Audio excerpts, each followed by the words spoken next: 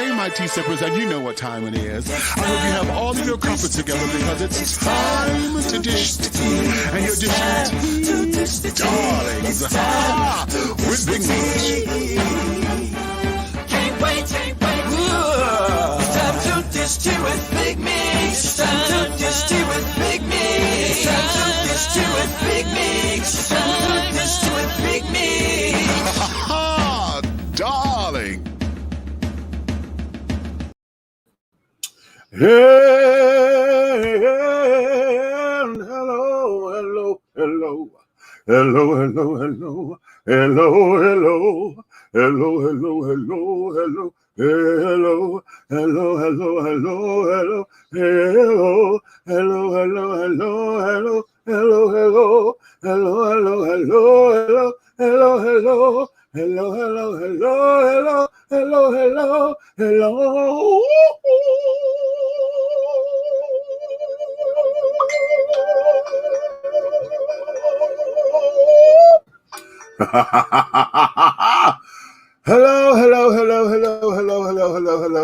to all of my tea sippers, my crumpet dunkers, my tea brewers, my pot stirrers, and my tea leaf readers, honey. It's another glorious day, and I hope you have all of your crumpets together, my darling, because you know what time it is, honey. It's time to dish tea, and you are dishing tea, darlings, with Big Meats. What's happening? What's your tea, darlings? What's your tea? Okay, what's your tea?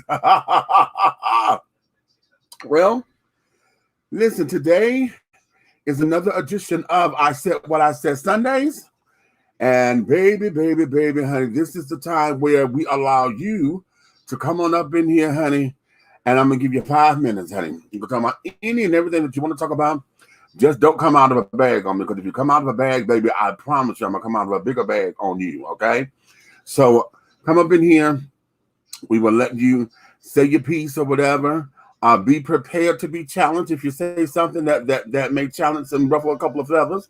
But we're going to come up in here and talk respectfully to one another, okay? Because like I said, if you decide to come out of a bag or getting your damn feelings because you don't know how to handle yourself, baby, that's going to be a whole different ball game here, because we're not in for the shits.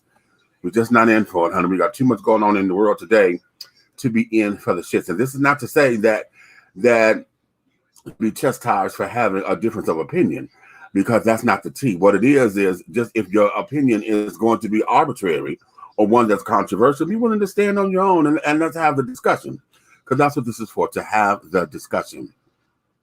Currently, I'm solo. I'm hoping that my colleagues will come on up in here with me. You know, it's been a busy day. We've been trying to get some things done. They have, and things of that nature. It's been kind of like a lax day for me. So I'm not necessarily sluggish, but, you know, it's like one of those, oh, my God, I could have had a V8 or one of those things say, honey, Loretta Devine say, and waiting there, say, girl, I could be at home watching Good Time. Shit, okay? So, having said all that, I invite you to come on in. Let's see, let me post this up here. Y'all see the StreamYard link? That is the link right there. If you're on the Dishing Tea Facebook page, you can be able to click on it and come right in. If you're not, honey, then I got to sit there. I got to put it on the other page, my other Facebook page. For those of y'all who are watching via YouTube, it's up there in the YouTube link as well. If you are on Aunt Nikki's page of YouTube, that link is posted there as well. Okay, so if you want to come in, you're more than welcome to do so. Yeah, today though, I want to get into something that came across my desk. I was on Instagram just surfing, and you guys know that friend to the show and honey, La Trope Does Out Forever, that there is Nikki Gilbert. Y'all know she and I went to high school together and stuff, and wait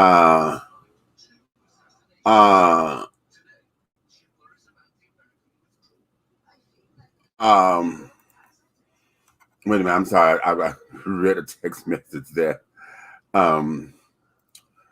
Just threw me off. But anyway, she had this particular piece on her page, and I thought that I was going to play a clip of it, right, and just chop it up or whatever.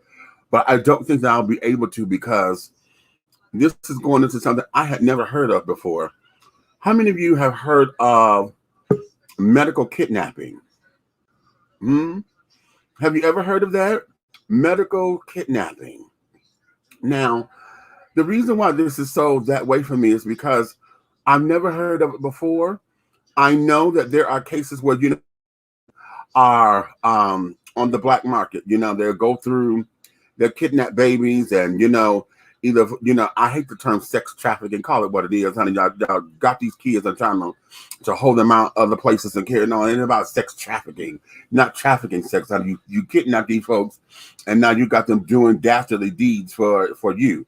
Got them on the stroll trying to pay your rent. And I would love to talk to somebody who's been convicted of that, to find out what the hell gives you the opportunity, the right, what gives you the entitlement to think that you can not just you kidnap somebody against their will, stuffing them in all kinds of cars and shit, taking them to foreign places, and then here in the country, and then y'all taking them out across out of the country into foreign areas, and then make them prostitute themselves so you can make all the goddamn money.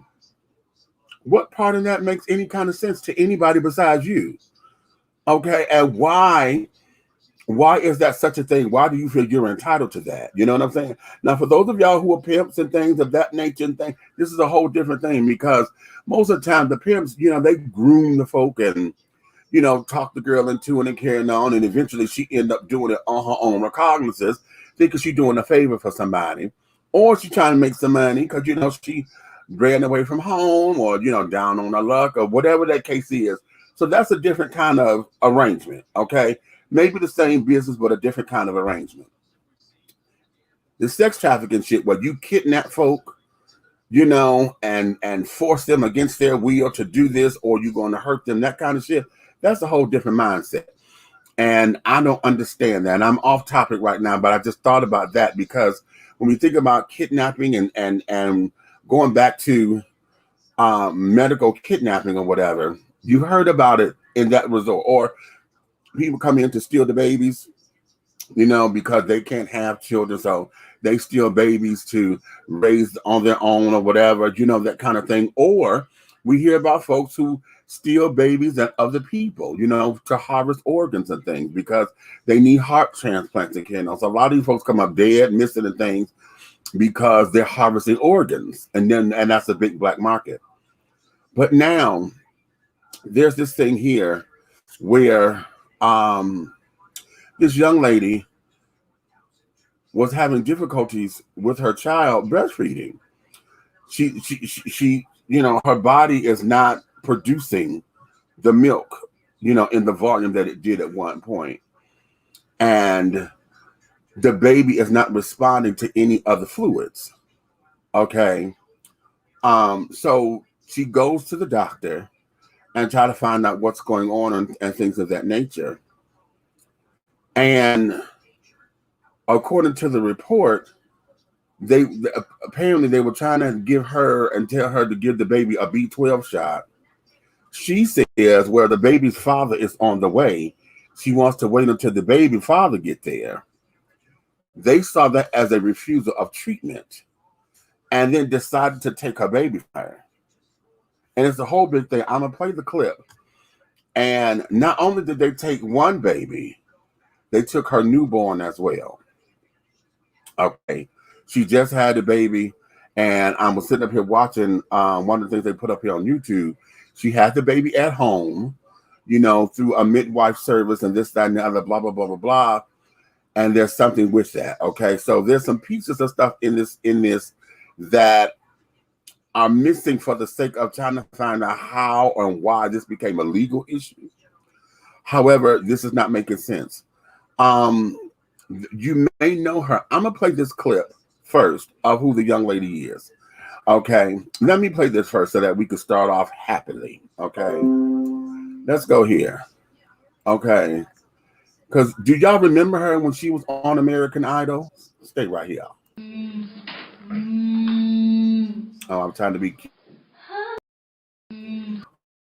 Yeah.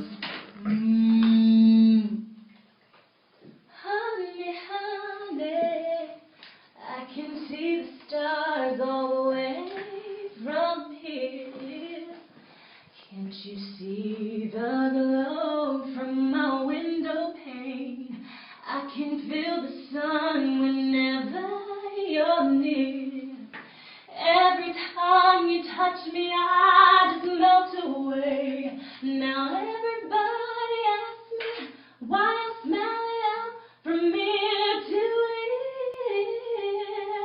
But I know nothing is perfect, but it's worth it after fighting through my tears.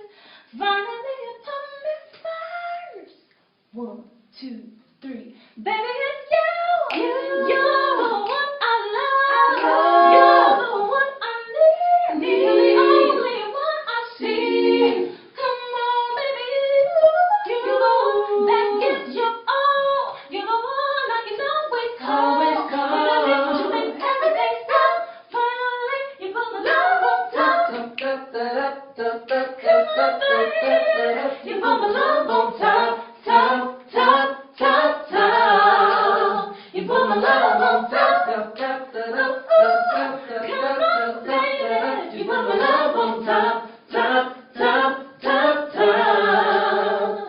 Baby, baby, I can see the wind whipping past my face as we dance the night away.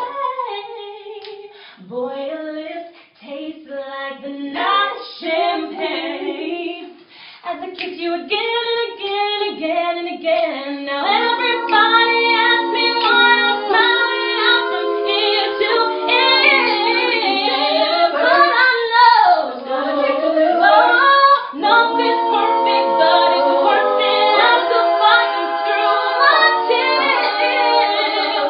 Finally, you put me first, baby. It's you. You're the one I love.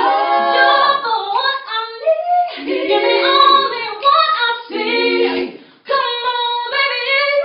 You're the one that gives you all. You're the one I can always call. When I need to make everything stop. Finally, you put my love on top. Come on, baby. You put my love on top. Top, top, top, top. You put my love on top. Oh, oh, come on, baby. You put my love on top. Top, top, top, top. Baby, it's you. You're the one I love. You're the one I need. You're the only one I see. Come on, baby. You're the one that gives you all. You're the one I can always call. When I need to make everything stop. Finally, you put my love on top, baby. 'Cause you're the one that I love. Baby, you're the one that I need. You're the only one that I see. Baby, you're the one that gives you all. You're the one I can always call. When I need to make everything stop. Finally, you put my love on top, baby. 'Cause you're the one that I love. Baby, you're the one that I need. You're the only one that I see. Baby, you're the one that gives you all. You're the one I can always call. When I need to make everything stop. Finally, you put my love on top. I don't know what we did on the top. When Randy came in, it was Oh, you like, put my dude, love on top, baby. All right. just auto-tune me and So you can do that. We can Yeah. throw us Yeah. the melodize. We be fine. Can I get the melodize, please? Thank you. All right. Okay, Ray, let me bring you on up in here. Okay, did y'all remember her when she was on American Idol? Her name is wait a minute, I just had it up here because I don't want to mispronounce it. Her name is SYESHA Mercado. Mercado. Mercado. SYESHA Mercado. I think she was on season 7 of American Idol back in 2008. Okay. I wasn't a fan after Ruben and Fantasia. I was done with it. Okay, right. Yeah, pretty much. Okay. So they came out with an Afro-American Idol. I didn't really. Okay. Now I played that song because that there is one of my favorite songs, her renditions. Of course, she did that right after that song had first come out, and of course, she just kills that song, right? So, but what has happened is that wait a minute, TJ, what you say? TJ say what? Are you doing a concert or playing the snippet? Honey, we played the entire song. It's just one song. You could stay in 5 minutes, I'm sure. Okay.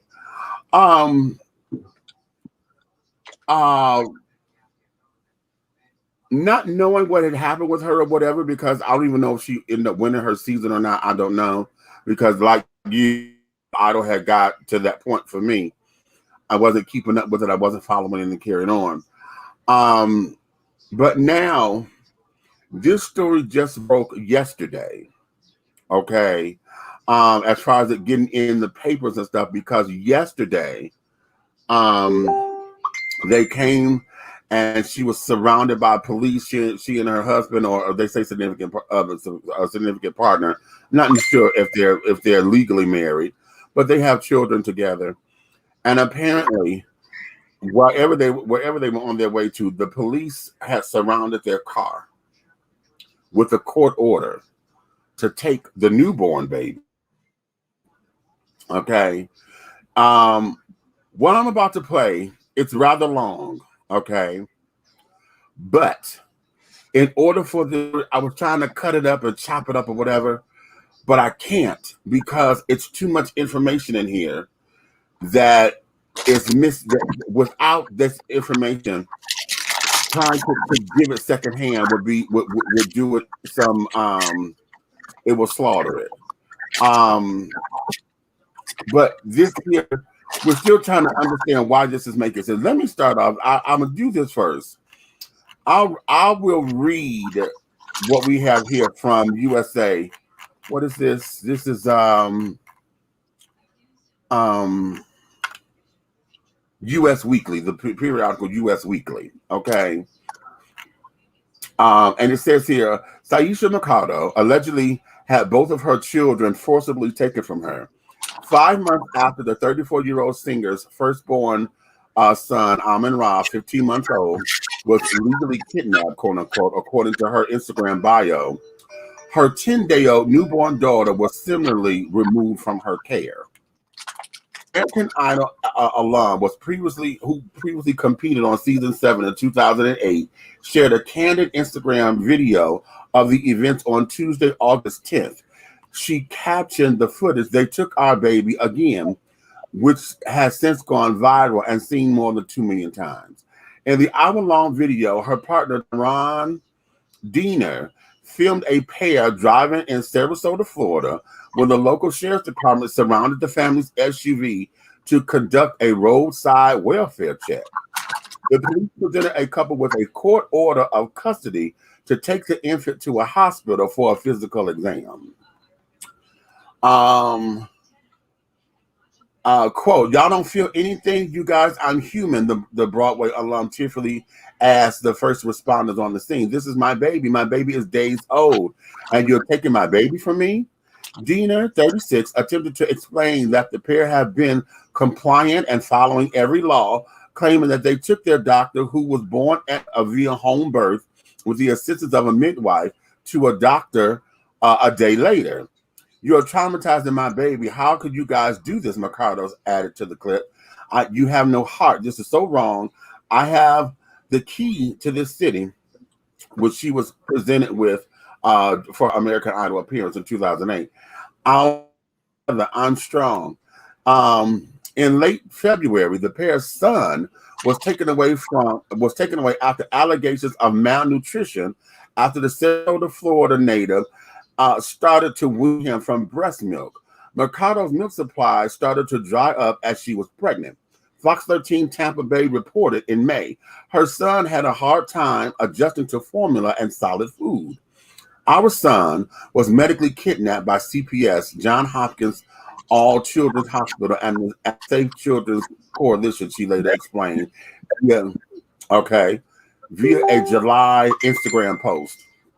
Our trial date isn't until November. It's been 118 days since they stole our son and forced us to leave him at the hospital by himself for weeks. They placed him in foster care with a white family, bypassing our overqualified relative, ripping Rah-Rah apart from his culture, his loving home, and his entire world. She further claimed that the couple was accused of medical neglect, quote unquote, and refused to give their son a B12 shot, which she said was false at the time.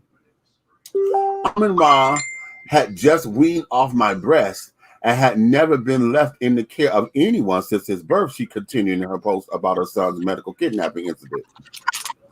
Even while I was at the hospital with him, I never left him alone.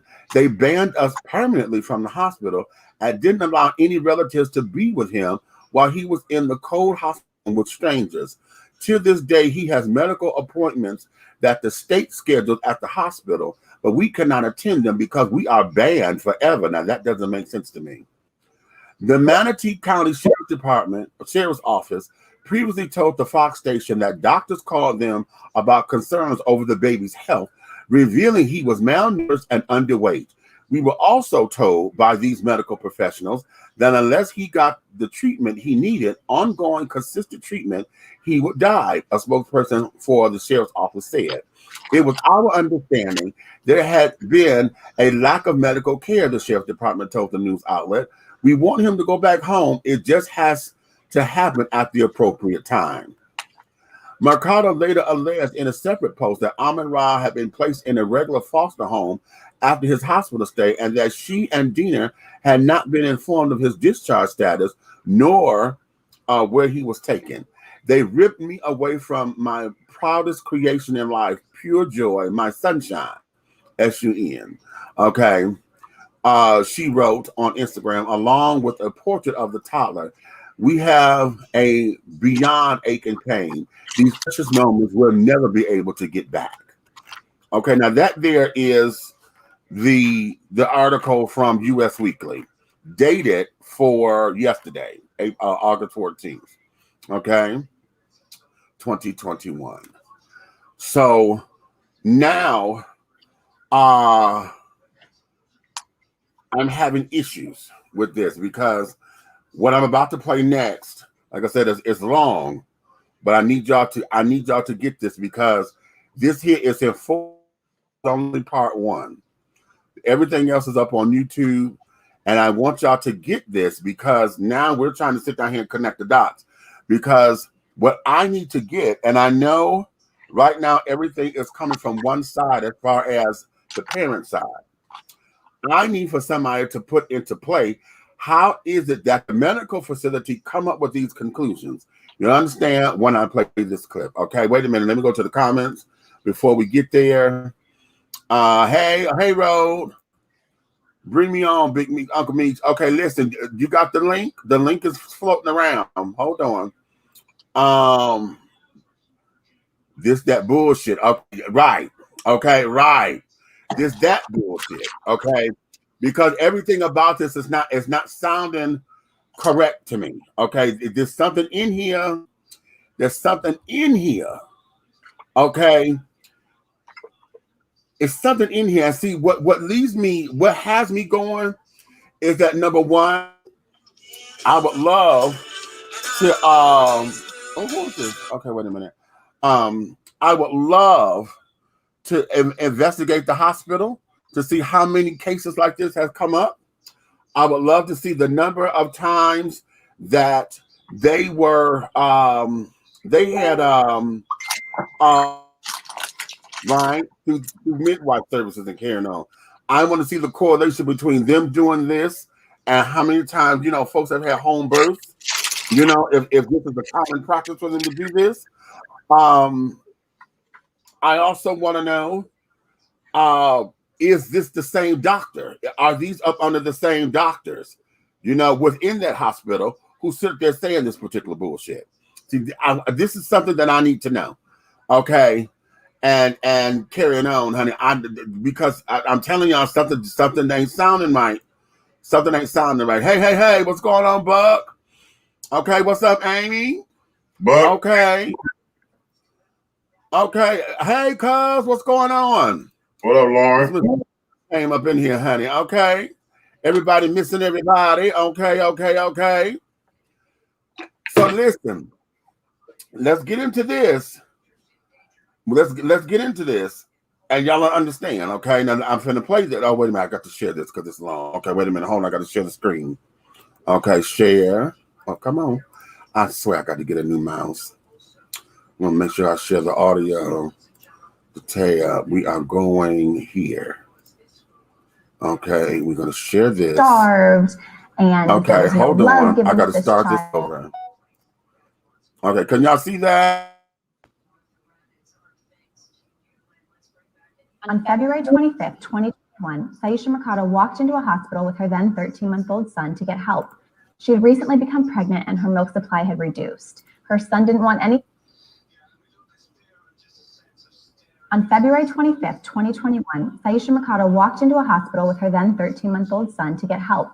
She had recently become pregnant and her milk supply had reduced. Her son didn't want anything but breast milk, which if any of us have been breastfeeding mothers, we can totally relate to. Here's SYESHA describing it in a press conference. And my son was refusing to take the fluids that we were giving him. He wanted mama's breast milk, like a lot of breastfeeding babies do. And she was getting worried, so she went to the hospital for help getting him fluids. But walking into Johns Hopkins All Children's Hospital in St. Petersburg, Florida, would lead to the most traumatizing events of this family's life. It ended with her son being taken away from her over claims that she refused to give him a vitamin B12 shot. But what did we do? Yeah, what is the crime? Can you please give us a charge? But who said we refused the B12 shot I today. didn't refuse it. I said his No. father was on his way. There was no refusal. So you're saying you're taking my child away from me? I am. Right now, That's you not can't gonna take my happen. child away from me. On the day of recording this video, August 11th, 2021, her son is still in foster care. And today, after giving birth to her newborn baby, the family was surrounded by police cars and their newborn baby was removed from them as well. Under right now by Manatee County Sheriff's Department, and that's our current situation.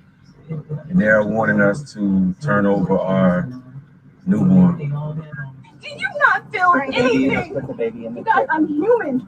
This is my baby. My baby is days old. And you're taking my baby away from me. You're taking my baby away from me. You have no heart. This is very important. There are 0 allegations of abuse in this case. I spoke directly with the captain of the Child Protection Division of the Manatee County Sheriff's Department, Dennis Romano, and he said to me, this case is based all on medical rulings. This is going to be a 4-part video series that details exactly how a child can be taken from a family when there are no abuse allegations. You're going to hear about the accusations that led to the removal of Amin-Ra and their newborn baby. Is the opinion of one medical doctor or one hospital enough to have your child taken from you? In SYESHA MERCADO and Tyron Diener's case, yes, it was. And for thousands of more families, it is as well. The occurrence is actually so common that it has been coined medical kidnapping. Now, CPS would disagree with that term, but after researching this story for 2 weeks and other cases, I think it is exactly accurate. The definition seems to be attributed to a talk show host of the Medical Kidnap Show, a radio show out of Phoenix, Arizona. Here's the definition being discussed on the show. We're defining medical kidnapping as a child is removed from the home or from the parents, because sometimes it's not in the home, it's in the hospital. It happens with newborn babies. And it happens where the parents don't want it and the children don't want it either. But somebody, a medical professional or a caseworker or a social worker with Child Protective Services has made that determination that that child at that point needs to be removed from the home. Now, we all agree there needs to be protection for children that are being brutalized inside of their homes. I talk about sexual abuse prevention and safe parenting all the time on my platform. But what I don't think we realize, I for sure didn't realize, is how frequently children are removed from loving homes under this broad umbrella of the word neglect. The latest federal child abuse data shows that in 2018, Out of the 678,000 children that were determined to be victims of maltreatment, 60.8% of victims were neglected. Now, state to state, these numbers can get even higher. Here's a quote from the Associate Commissioner of the Children's Bureau. This report again demonstrates that most children enter the foster care system not from physical abuse, but from neglect. Here's another clip from the Medical Kidnap Show. Comes under this more broad term of neglect. Now, that neglect can be something, as I mentioned earlier, like just simply wanting a second opinion from a different doctor on the medical care for your child. And all of a sudden, bam, you're charged with medical neglect. So here's one example of another family, the Nikolaev family, who wanted a second opinion. They didn't like how they were being treated at the hospital they took their son to. Here's what happened. What they've done was basically kidnapped our child with the help of police. It all started with a trip to the hospital. They were coming up basically with some random stuff. Oh, we need to do this. Finding another thing just to keep us there. Feeling increasingly trapped and desperate, Anna removed Sammy from the hospital and took him directly to Kaiser for a second opinion. I just was scared. I did not know what to do, so I packed him. I packed all our stuff, and we walked out. And despite going straight to another hospital, CPS showed up at their door the next day. It's caught on their home video camera to take their child by force from her arms. Yeah, we'll show you the order in a second. Yeah, we'll show it to you.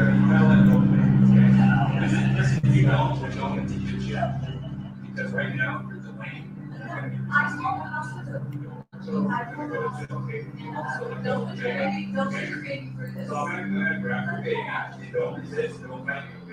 Where is he's going to the hospital. Which one? Which one? We're not going to tell you right now because I don't think you're acting, rationally right now. Now, 2 weeks ago, I would have heard the word neglect and I would have thought about a child that had no caretakers, that was being starved, and there was no love given to this child. But then I saw this really familiar scene of warmth and connection and love past my social media feed. And the family that I saw was SYESHA and Tyron with their little boy, Amin Ra. They are responsive, conscious, holistic parents. They spent their days with their son, Amin Ra, in their arms, listening to music, drumming, singing, reading, breastfeeding, and connecting in nature. It was an environment rich in serve and return responses between child and parent, and attachment, which is the gold standard for neurological development in a child. That's what this child had with his family, the exact opposite of neglect. So then how was their son ripped from their arms by force and has been in foster care for 6 months, and now their newborn child was just taken from them? Now, this is a brief timeline of the events that led up to the removal of their children. This is really important because the only thing holding up this case are accusations that the family medically neglected their child. And I want you to see exactly what constituted as medical neglect in this investigation. I hope that this story opens our eyes wide open to the corruption that is inside the Child Protection Services, and that loving parents are having their children stolen from them every day. The only thing from preventing this case from being dismissed are the opinions made by one hospital and one investigator. The family says there is omission of crucial evidence, which I will detail for you, and there are false allegations made. This complaint of false allegations being made is so rampant within Child Protection Services. Former Georgia Senator Nancy Schaefer was an outspoken critic of CPS. In her senatorial report written in 2017 titled "The Corrupt Business of Child Protective Services," she writes, "I have come to the conclusion that caseworkers and social workers are oftentimes guilty of fraud. They withhold evidence, they fabricate evidence, and they seek to terminate parental rights. However, when charges are made against them, the charges are ignored." So for example, in the case of Amin Ra with his removal, one of those false allegations and the omission of evidence was the claim in the medical reports that he had never been seen by a medical doctor before. Now, this is absolutely false. I have read the entire legal report that supports the dismissal of this case, And the family's attorneys have provided all of the evidence that show every single time Amin-Ra was seen by a doctor. In fact, in the 30 days before she ended up at Johns Hopkins All Children's Hospital, SYESHA had already sought out and seen 3 other healthcare professionals, 2 doctors and 1 lactation consultant, to get help with the weaning process that she was having difficulty with. 3 doctors before she went to the hospital, all within 30 days of this timeline. She brought the same concerns to all 3 of them that she saw. She said, if breast milk supply is reducing, my son is reluctant to drink anything but breast milk, and I'm worried that he's not getting enough fluids. What can I do? Let me highlight these dates that she saw them. January 30th, she went to the first doctor with the concerns I just stated. In the discharge statement, the doctor wrote, feared condition not demonstrated. They didn't mention failure to thrive. They said she's doing fine, see a lactation consultant, and keep doing what you're doing. 2 days later, on February 1st, she goes and sees a registered nurse and international board certified lactation consultant. Again, brings the same concerns. The lactation consultant gives her lots of ideas of ways that she can encourage Amin-Ra to drink other fluids, including an SNS pump, which is the supplemental nursing system, which is a little tube that would deliver fluid besides breast milk while the child is trying to get breast milk. SYESHA purchased the pump and she tried it. But then a few weeks later, on February 25th, she still felt that, you know what, we're not making the progress that I want to see. He's still showing reluctance to anything but breast milk. This is just seeming so hard, and she needed more support. So she scheduled a teledoc appointment, and this doctor on the screen on the teledoc appointment told her maybe he has a virus, and told SYESHA go ahead and go back to the hospital to see if that was the case. So on that same day as the teledoc appointment, when the doctor suggested that maybe he had a virus and that could be preventing him from drinking other fluids and wanting to eat a lot of food, she took him that same exact day to Johns Hopkins All Children's Hospital in St. Petersburg, Florida. She walked in with the same concerns she brought to 3 other healthcare professionals. You guys see this, right? These are parents very concerned with the well-being of their child, the exact opposite of neglectful, right? This mother came to this hospital for help, and her children were taken from her. She came for a healthcare service to hire them for a service. She was immediately profiled and falsely accused of medically neglecting her child. Now, in part 2 of this video, you are going to see just how quickly things spiraled out of control once she got to the hospital, that she was forced to sign something that held her captive there, and what ultimately led to the removal of now 2 of her children. Her newborn today was taken from her, and her son was removed from her 6 months ago. The video will be up on my YouTube channel as well as my Instagram. Please share this as far as it can go. This family needs our help.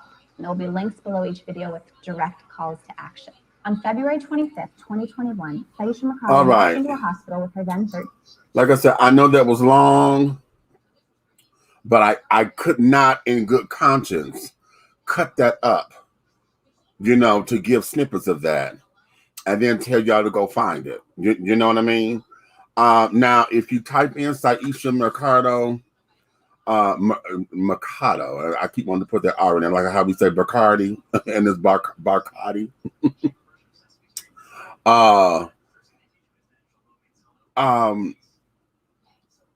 I'm having issues with this. And again, it leads me to want to, now just like she said in here, it's one investigator, and this is seeming to be the same doctors or whatever that's making these allegations. Okay. And I'm having issues with this. Okay. I'm having issues. So be that as it may, let me go to the comments. Leah said, yeah, I saw this earlier. Okay. I'm a nursing mom, and what happened to this girl is appalling. Can anyone help me understand why religious nut jobs can let their children die instead of having doctors care, but they take away the code of a mother who went to a doctor for help? Okay, the child. You know what? This here is frightening. I'm angry. I'm perplexed because I'm like, okay, wait a minute. How did this go awry? And when is it neglect because apparently for this B12 shot, how did y'all go from she refused the B12 shot, so we're taking your baby from you? How did y'all jump from that when she says, no, I told you her father is on the way, and she wanted to wait till the daddy got there? You understand? How do we jump to that particular conclusion? I'm not understanding. And in this idea of them being malnourished, how is it being malnourished if I'm not a woman, medically speaking, not female. Okay. So if the breast is not producing anymore, how is that the mother's fault? Okay. Now I'm trying to wean the child, but yet the child is not responsive to other fluids. So I come to first and foremost,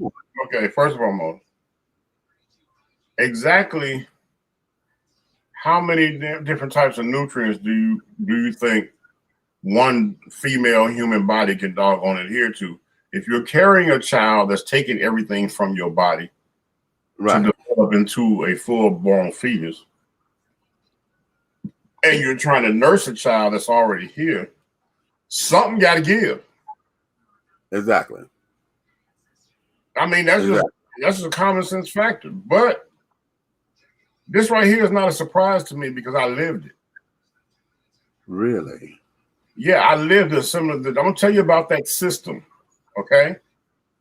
Let me solo you. Go ahead, take it. I had a situation in my life where I was raising some children that had some little felonious ways, you know what I'm saying? They just addicted to the bad streets. I gave them everything. You know what I'm saying? But they wanted to be the Ray Rays instead of the Roberts. Okay, that's cool. When they got into some situation that got their system involved, it was a whole thing about learning these programs and finding out the parental rights that you have in the United States of America and all this to fight back to get your kids back. And basically it was a rebellious child that doggone didn't want to do what you was telling them to do, and found out if I tell these people you beat me up, my mama beat me up. That's what he said. That's what happened. If my mama beat me up, then I can get up out of here and I can go somewhere where they gonna doggone spoil me. And then what you did was you end up ruining not only your life, but all your brother's life. Wow. But at the same time, when this activity was going on, I was just having a new baby. And they had the audacity, so once they doggone snatched those stepchildren, they had the audacity to double back without any doggone any type of doggone anything. No letters, no emails, no phone calls, no nothing. I just happened to seriously been going to the store one day, like a normal father, going to grab some Pampers, and got a phone call 5 minutes after I left, screaming that the police was all around the house and they were there trying to take the baby. For what? Because she already had an active case. An active case that had nothing proven. Wow. All investigations found nothing. You have an interview of an adolescent child that started all this, and within the interview, when asked exactly how did your mother abuse you, the child replied, and I read this shit myself in the court report. She never hit me. I just said that because I didn't want to be bothered with what she had wanted me to do. Okay. You just told the police, the doggone TPS workers, all the necessary folks that this woman never touched you, your mother. and they still snatched you and your brothers that had nothing to do with your shenanigans out the house, and then came back and tried to get your newborn brother. Okay. Which definitely had nothing to do with it. Right. When I say I had the pleasure of throwing a Gwinnett County police officer over the banister of a porch. Okay. Because I told you before I was a different dude. Right. I got the phone call. I turned back and speed back to the house. I get to the house. The police everywhere. I'm running up to the house. I'm going to run up on the porch. And the police stopped and put, you know, that old authoritative, stop, you can't go in there. Motherfucker, Right. Wait a minute. I got 2 years worth of receipts, so you better get your motherfucking hands off me. And he got there looking, he was like, oh, we're doing some police business right now. And I said, bro, get your motherfucking hands off me. But this is my house. I'm going inside. Right. And he was like, well, hold it right there. When he said hold it right there, I tossed his ass over the banister and went in the house. Well. So, but at that point, they really had they really took him all the way down there. I followed him down there, went down there, signed off the paperwork and everything, and took him right back. It took about an hour. Interesting. Right. Okay. So, that just show you, like, why are you there to get that newborn baby that has nothing to do with stuff where you've already seen that there was all lies and it was some adolescent bullshit. Okay. But you want to make a full case out of it. I'm talking about classes, court dates, everything that I'm telling you, classes, court dates, and doggone what they call it, supervised visitations, foster homes, all this went on.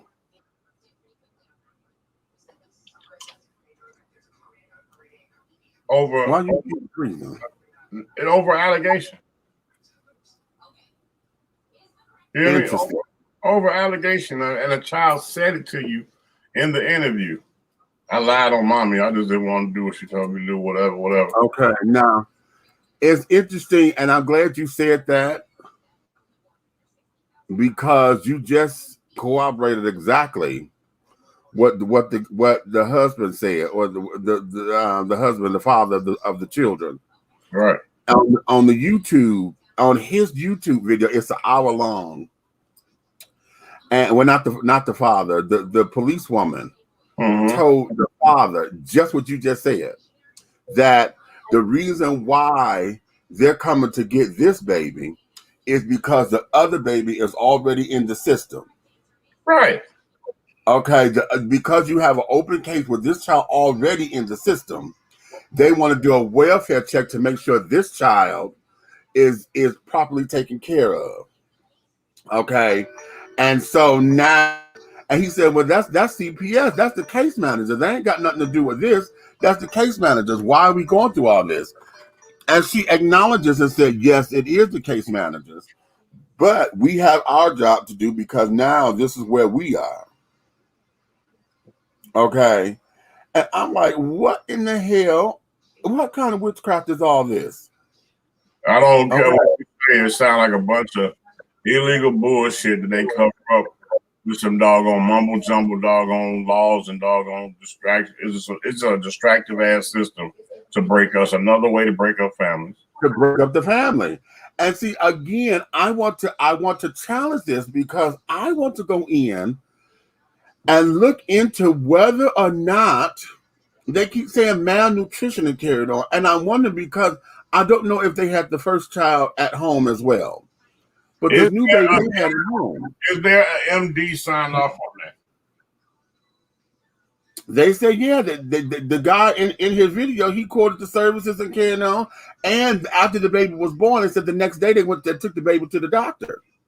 No, but I'm saying MD said it was malnutrition, neglect, or was it doggone some stupid ass Karen nurse took the words of the fact that the baby ain't been eating because the milk drying up, and I need help because it won't take the formula.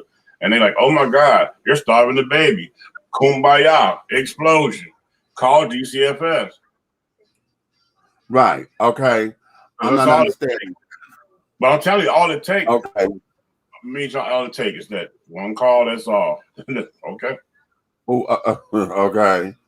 Let me go back. Amy says a lot of nursing babies at that age aren't interested much in food or other liquids, water included. Nursing your child is not medical neglect if you underproduce. Okay. I've talked about CPR on this show before. I think they're necessary, but since they came along, parents' decisions for their children are not theirs anymore. This is a perfect example. Exactly. Okay. Exactly. Okay. But how could you have a child like Gabriel Fernandez fall through the cracks after multiple professionals see what's happening and then also have it be legal to take your child away from one opinion of a doctor? Yeah. Okay. Interesting. Okay. I really want to come in on this conversation. Didn't you just text me in instant messages and ask me to send you the link? The link is in your messenger, baby.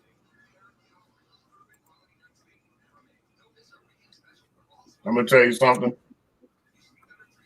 Them folks to be able to do that, and I just don't hear stories about it happening in upper class neighborhoods where these crazy ass fathers, this construction workers, come home and crack their son in the head with a damn monkey wrench or something.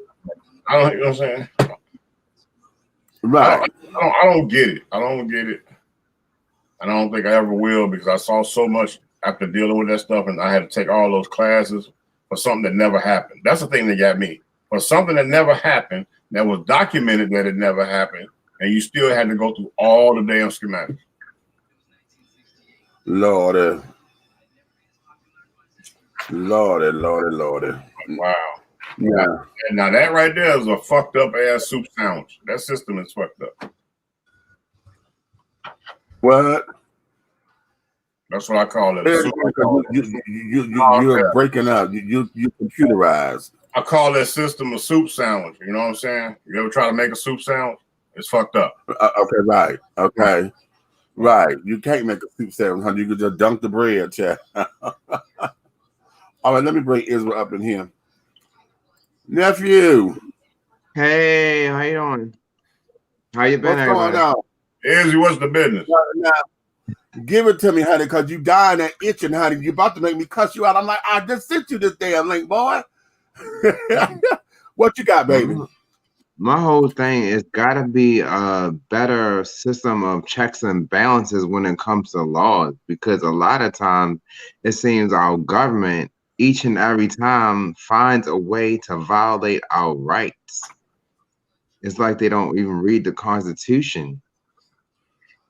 Well, here's the thing. I don't know if the Constitution is involved in this, because see, I'm just talking about in general.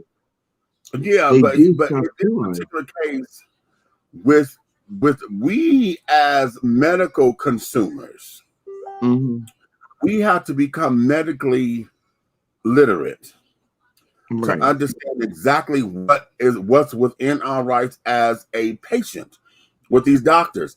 See, oftentimes, how many of us actually take time to read that HIPAA law to the hospital?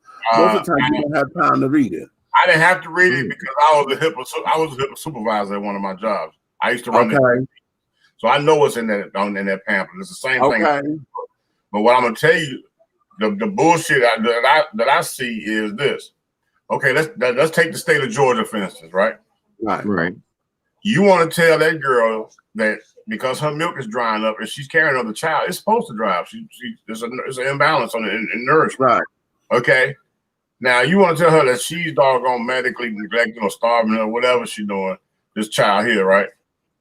But in the state of Georgia, did you know that if you doggone gave your child 2 slices of bread 3 times a day and 3 ounces of water each time with it, that you within the rights of the laws that's written in the books? What? Wow. How the fuck is you gonna take somebody's child over some dried up milk instead of helping these people? And another thing I wanted to say about all these shots and vaccinations, you don't know what's in these shots and vaccinations. You giving it up. I've seen a situation where the child got all the shots, blowed up like a balloon, and died. Yeah.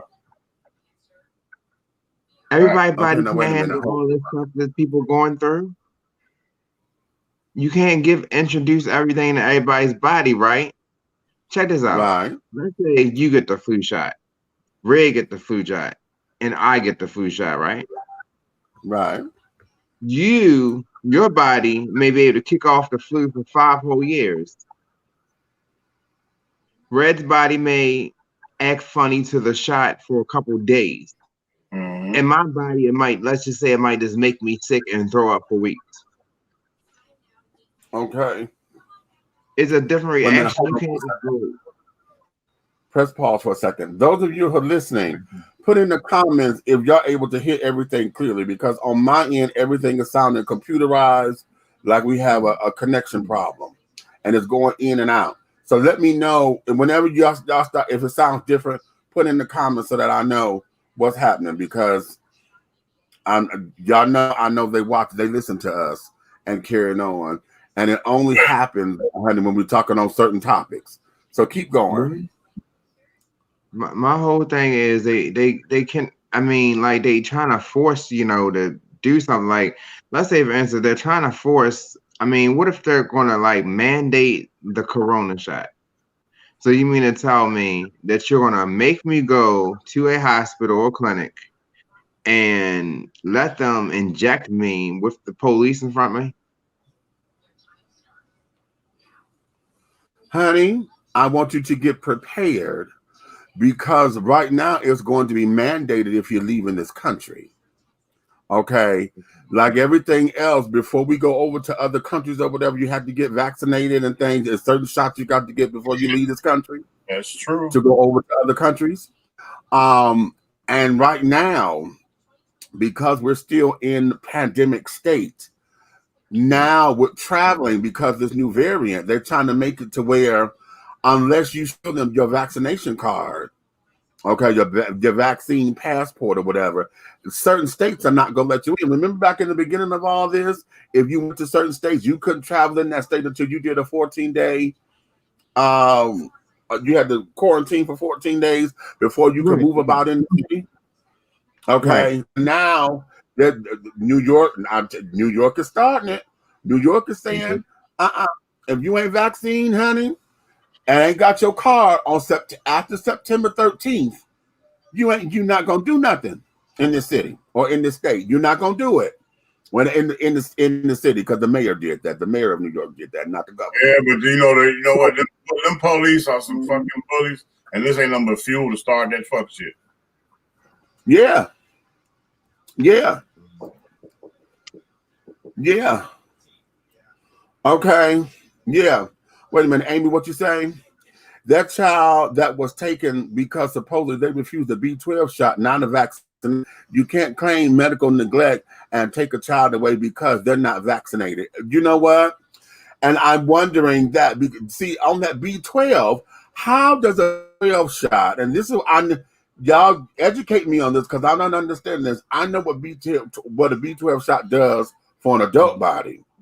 But if you're saying that the child is malnourished, how does the B12 shot get a child back in regulation? A B12 is for energy.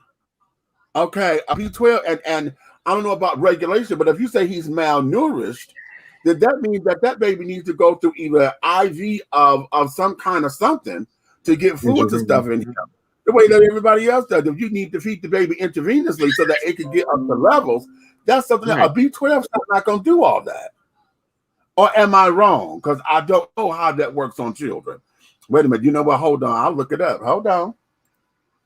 Let's see what the science. Since they say trust the science, let's see what the science says. Mm-hmm. Yeah, let's see what the science says. That's what I thought. No, Amy, hey, bring Amy's comment up. This is why they do this. That's right. I was thinking they give you that shot because you know how it builds our energy up as adults. Yeah. Well, okay, when we build our energy up and we work out, we get hungry, we eat. So that's what it is. They building up their appetite by giving them B12 and making them into that. Okay, now that one makes sense. Okay, right here, it says a B12 deficiency baby. Infants need vitamin B12 for supporting brain development and producing healthy red blood cells. Right. Infants who do not get adequate vitamin B12 can become deficient. If left untreated, B12 deficiency in infants can lead to permanent brain damage. Yep. Okay. So I'm trying to figure out the correlation of the baby not receiving the breast milk and B12 shot.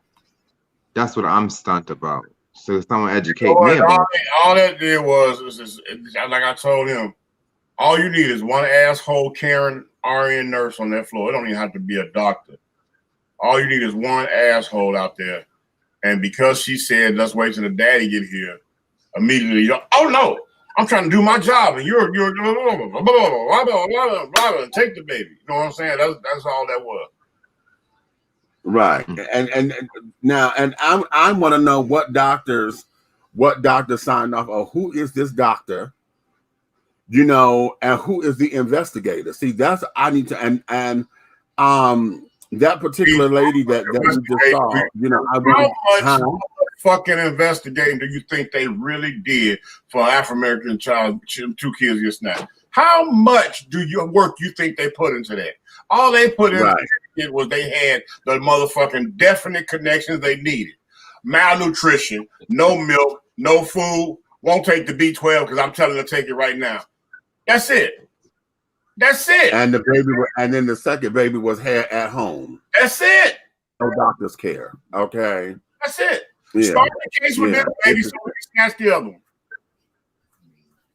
Very interesting. They should not be allowed to keep on just snatching kids. That's basically just kidnapping, like you said. I mean, like you snatched a kid because of some accusation.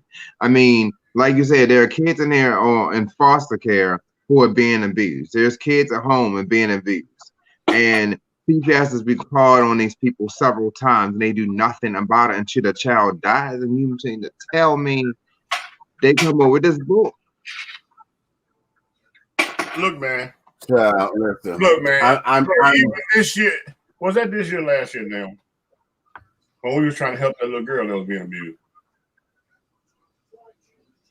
All right, we were trying to help somebody that was having an abusive situation that should have been out of the home, and we were our only communication, and we sent the people over there, and that little girl ended up back in the home.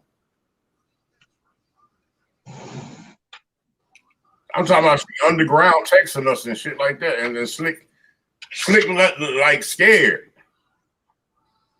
of abuse. Okay.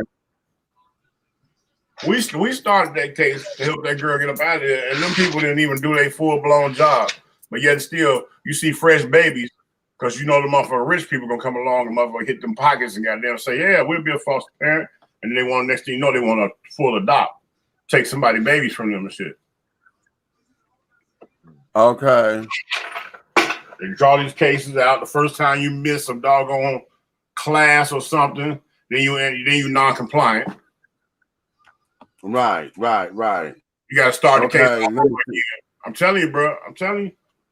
Yo, boy, I done seen it all, bro. I walked that one. Okay. Can I read that one? Milk supply dries up in the early months of pregnancy. Many babies wean at that time. This mom was trying to get the doctor to help her feed her baby that refused anything but breast milk. She had done everything that I myself would have done. She was pregnant when she had her child taken. Exactly. Okay. I have a question.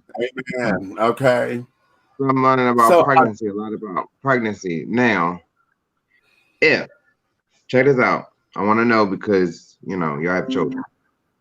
Now, if a mother just gave birth, right, or is pregnant, right, and she's feeding another child, could the nutrients and vitamins taken from her actually kill her because she's not getting enough herself? Or how does that work?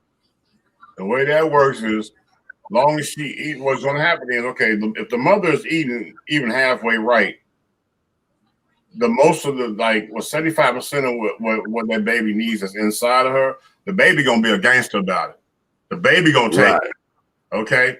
Now by the baby taking everything, there's no building up of milk up here. We ain't got time to send the B12 and the vitamins up there, shorty. I'm up in the house. Give me that. Give me that. Give me that. Whatever you take, give me that. Now that shit drying up because it's not developing, because all the stuff you need to make it develop is going the other way. So that's the only thing. The in-house, the fetus is in-house is got more variant for just draw. It draws more. Okay. So that's the thing. That's the reason I'm like sitting here like, why don't nobody even know? That's the reason the milk drying up, because she was pregnant. Right. Now the baby that's not taking the milk, not taking other alternatives, is because the baby don't know nothing else. Nothing else, but exactly. You don't know nothing else. Now, if it was one of these southern things, you know what I'm saying, like the baby 2 months old and you slick dog on giving the baby a little oatmeal every now and then, the baby would have survived. But if you're 100% breast milk only and your milk drying up and now you have nothing else and it won't take nothing else because the stomach and the enzymes, all that stuff inside, that's right. Understand nothing else. Right. And that there was true. Amy says, my child had a tongue tie and a lip tie when she was born that made it difficult to nurse. This I went to the wrong doctor. My emergency personnel aren't versed in breastfeeding and the difficulties that came from it. They already notoriously give bad advice to nursing moms. Oh, okay. See, she said notoriously. So perhaps, perhaps this is an area to where the OBGYNs are carrying on need to special. If they specialize in as a female doctor to understand pregnancy, to understand the development of the child and blah, blah, blah, you understand the trimesters and this, that, and the third, you understand it when the breast produces the milk. Why is it that they're not allowing that to have OBGYN nurses and things to be special to specialize in that as well? Because right now, all we know is RN, LNAs. So why aren't the nurse practitioners, which are doctors without the PhD, okay, or the MD rather, why isn't there any specialties in that? Because if there is a common thing to where nurses have the damn the program, why don't they have that as a specialty or something, or at least a training so that nurses can understand that, especially if they're going to be working in an OBGYN setting. Breast milk is made from your blood and plasma. During pregnancy, your blood volume increases in order to channel all of that to the growing fetus. Milk supply drops in the pregnant nursing mom because blood gets redirected, basically. Exactly. So in that, which is why, because of that, now I want y'all to pay attention to that, because Dr. Sebi and stuff, when we talk about milk and this, that, and the other, we're talking about breast milk here. And it's always said that breast milk is always best for the child because it has all of the nutrients and carrying on. And especially if the mother is taking care of herself. This is why prenatal care and prenatal vitamins and this, that, and the other, so that the body is full of the nutrients for the mom to pass on. But here's the thing that we're looking at health-wise, because, we're the only species that drink other species' milk. Yeah. Well, wait, hold on. Wait a minute. You know what? I'm going to tell you one thing. Let's say you have, I've seen it on like particular or like the animal videos and like that. Yeah. I've seen situations where dog may stop feeding her young, and then the cat feeds it and stuff like that. I think that's, and I've seen situations like that. But yes, we're actually cows. Why are we supposed to? I mean, not cows. Why are we drinking cow's milk, goat's milk? Like you say, I mean, what is the point? Right, and the thing of it is, the reason why we have so many folks who are lactose intolerant is because the human body is not made to, especially after so long. Do you realize that after you wean off the breast milk, that the body really doesn't need milk? You know, That's what which somebody is told me. why That's what somebody told me. we have so many folks who become lactose intolerant because the human body is not made to take milk after a certain period. Although we've been told that milk does the body good for bones and this, that, and the other, but that's because of the calcium and stuff that milk provides. But we get calcium through other sources. Okay, so okay. Oh, here we go. What you say? If the mother isn't eating right, wait a minute. Show that, please. Come on, mouse. Why am my mouse acting crazy? Show the thing. Come on. If you don't, you know what? Me and this mouse gonna fight. Thank you. If the mother isn't eating right, breast milk doesn't produce either. Animal milk is fed to babies in malnutrition areas as an alternative. Right. Okay. Right. Okay. So be that as it may. But see, in this particular case, I really want to stay on top of this to find out what's going on in this. And here's the other thing that I would love to hear. She's on American Idol, honey. Okay, and she's been on Broadway. So now that this story is going viral, I heard this from Nikki Gilbert Daniels from Brownstone. Have been in her company, those who know her, you know, and you know, those who have influence, you know, who may end up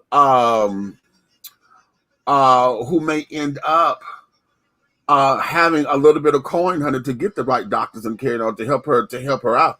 I would love to hear what to do as far as helping her and her particular situation, because something in this ain't right. Something in this ain't right. It's rotten in the cotton all day, children. Rotten in the cotton all motherfucking day. Uncle Meek, what you're saying about the milk, it is true that we're not supposed to accept it. But I'm going to tell you, I'm a lactose intolerant. I can't drink lactate milk, goat milk, almond milk, any milk. The only milk that my body can actually take is sweet condensed milk. Really? That's the only milk that I can drink or eat without having any problems, because milk, what it does for me and my system, I'll throw up in my sleep for 2 weeks straight. Very, very, very, very interesting. But here, let me change gears for a second. Okay. I'm gonna change gears, and I want to do this. Now, let me do. I'm gonna do a commercial break first. That's how we're gonna change gears. Let me do. I'm gonna show two. I got two videos I'm gonna show y'all after I come out of this commercial. That okay, it's cop shit. So I wish Stan was, because I need Stan. But y'all stand by, honey. We're gonna take a little commercial break right now, and when we come back, we're gonna get into this. Stand by. Whether you are a resident or visiting the ATL, if you need to satisfy your soul and your hunger with some good old-fashioned scrumptious victuals, then head on over to Tara Boulevard and feast at the Country Kitchen Cuisine Buffet. The Country Kitchen Cuisine Buffet has a mouth-watering array of delicious delicacies that will tempt your tummy, tantalize your taste buds, and please your palates. All of our items on the buffet are made from scratch, just like Grandma used to make. Try our meatloaf, the succulent fried chicken, the smothered pork chops, the short ribs, the fried and baked fish.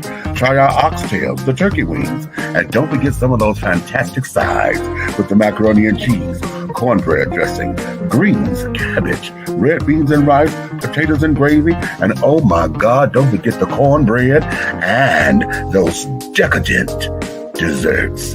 Your hunger will not be denied. Come on down to the Country Kitchen Cuisine Buffet, located at 8562 Tara Boulevard in Jonesboro, Georgia. Come on down and tell them that Big Meech and Dishing Tea has sent you. Yeah.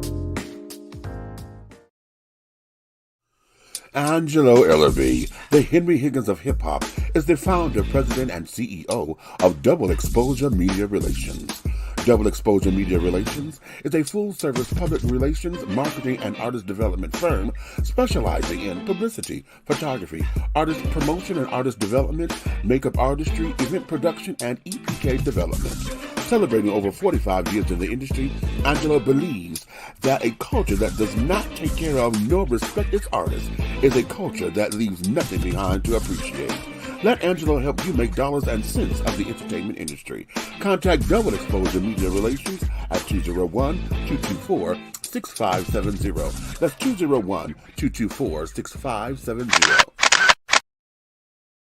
Are you ready to continue the journey with talk show host, internet sensation, and author of Awakenings, Epiphanies along a spiritual journey, Big Meech? He is offering another installment of thought-provoking ideas, principles, and metaphors that will encourage, enlighten, inspire, uplift, and catapult you into a brand new evolution of accepting yourself in your total truth. Revelations, Affirmations, and Confirmations. The new book by Big Meech is infused with conversations of love and inspiration that gets right down to the real nitty-gritty. It will confront the reader with the proverbial mirror in an effort to take a deep, closer look within to find all that one needs to propel forward and make life happen. Get your copy today on Amazon.com or go to www.dishingtea.com. That's www.dishingtea.com. For more information, contact Big Meech at 404-914-5610.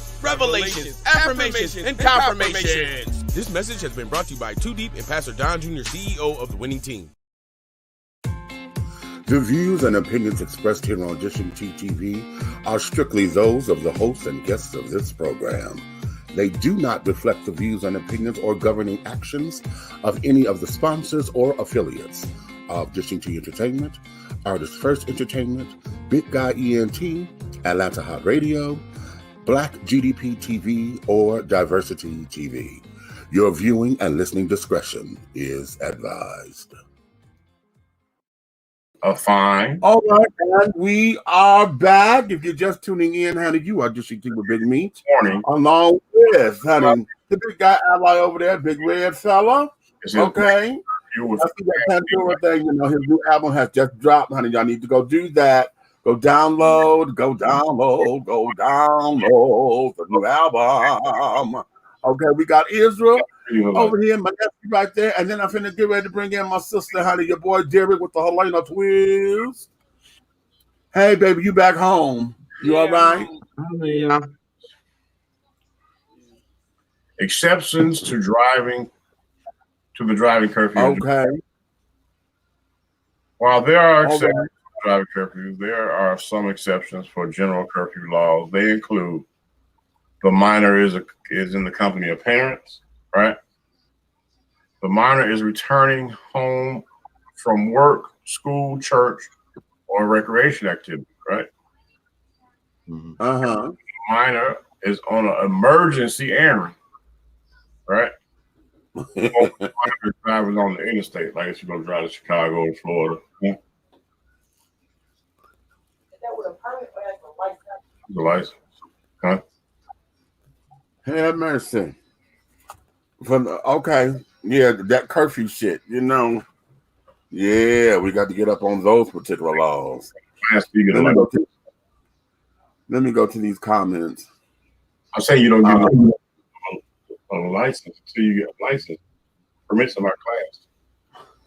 Let's see. I think the word in this story is holistic. These parents could be making alternative choices from general doctor's advice. An egotistical doctor could hold a grudge, maybe. You know what?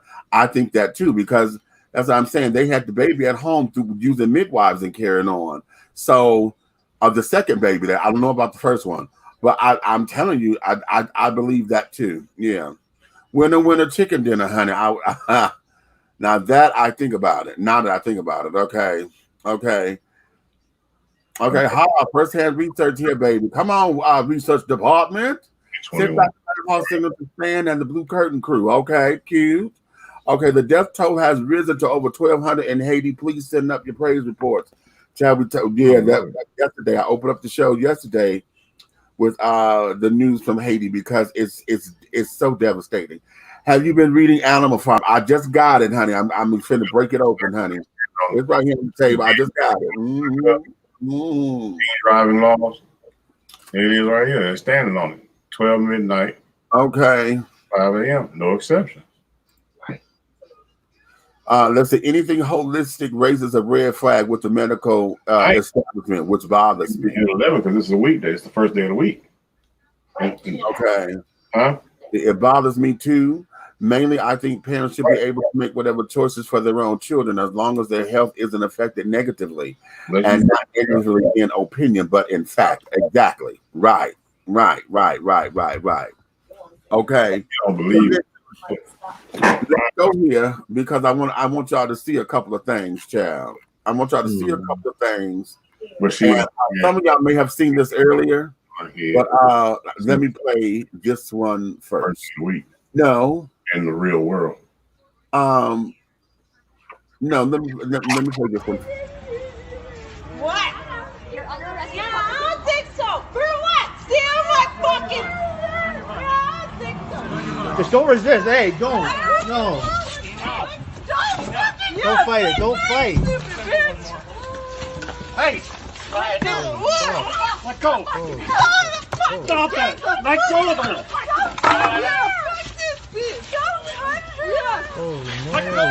Hey. Sit down. Let go of her. Hey, fuck that. Let go. Fucking nuts. Sit down. Sit down. Sit down. Slow down now. Sit down. Sit down now. Don't resist. Enough. Stay there. Enough. You stay there too. And sit there and let them do their job. Lay on your fingertips. Now. Stop. You sit there. Shut up. Fuck. Let go of her. I don't care. Hey. We'll figure it out later.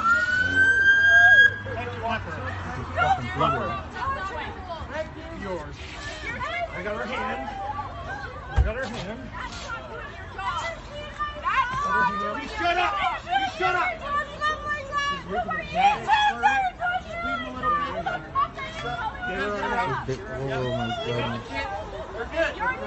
You shut up now.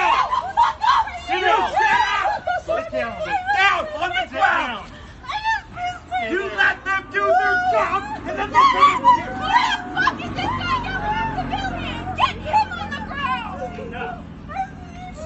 Stop resisting now. Oh my God, look at this. Oh my goodness gracious. You'll be alright. You got her? Look at her. Up on your feet.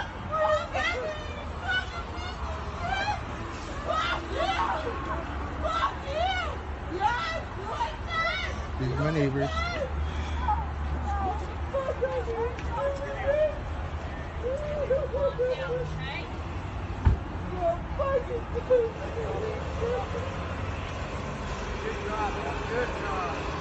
Good job, people. Good job, these gentlemen just saved your life. Think about that. Think about that. And figure it out. This guy's fucking retarded. Thanks for all your help while you're on your phone. No, I have her kids. Her kids are upstairs. Are you up?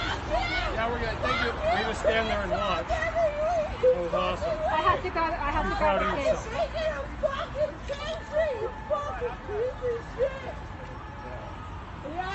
Grab his phone, seize it, evidence. Disturbing. Okay. Three niggas. Fucking that'd be Audi. It'll be Audi or hernia. Now, like that. Let's go into this. Okay. Let's get into this. This one. Okay. I think the part that tickles me most. Midnight. Okay. Is the end part. Sunday night is 11. Is the end part where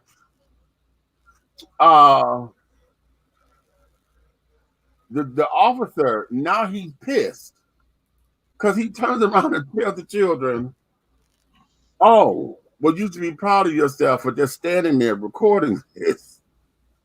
Okay. He said, you just stood there. So yeah, be real proud of yourself. Okay. She says, well, I have her kids. He said, but you just stood there doing nothing. Okay. So wait.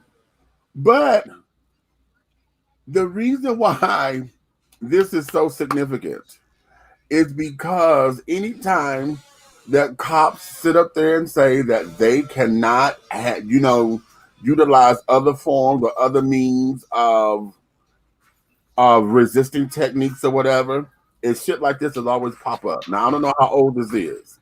This just came up on the timeline just recently. Okay, I got it today. But here, that policewoman, honey, was getting her ass towed up because that bitch had her hair.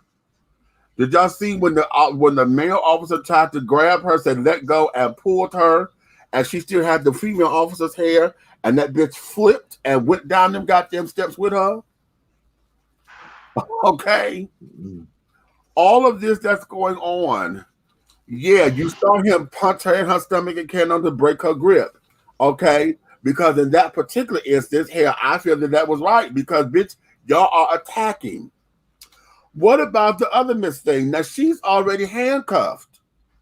That bitch is already handcuffed. She done got up off the ground. She done kicked out the officer. She done kicked again. She done did this and twirled and carrying on the blah, the yakety. Where were the tasers? Where were anything else? Because any other time, what has been the complete argument has been, has this been an African American male or female? The slightest buck of trying to put, everybody, if you don't believe you need to be handcuffed, you're going to tense up, right? When they come grabbing you, because they're like, no, your body tenses up as a defense mechanism. That tense automatically, creates what looks to be like you're resisting arrest. Okay. But that's an automatic response from the body. Okay. So now I got to maneuver you because you're not tensed up to where your body won't move.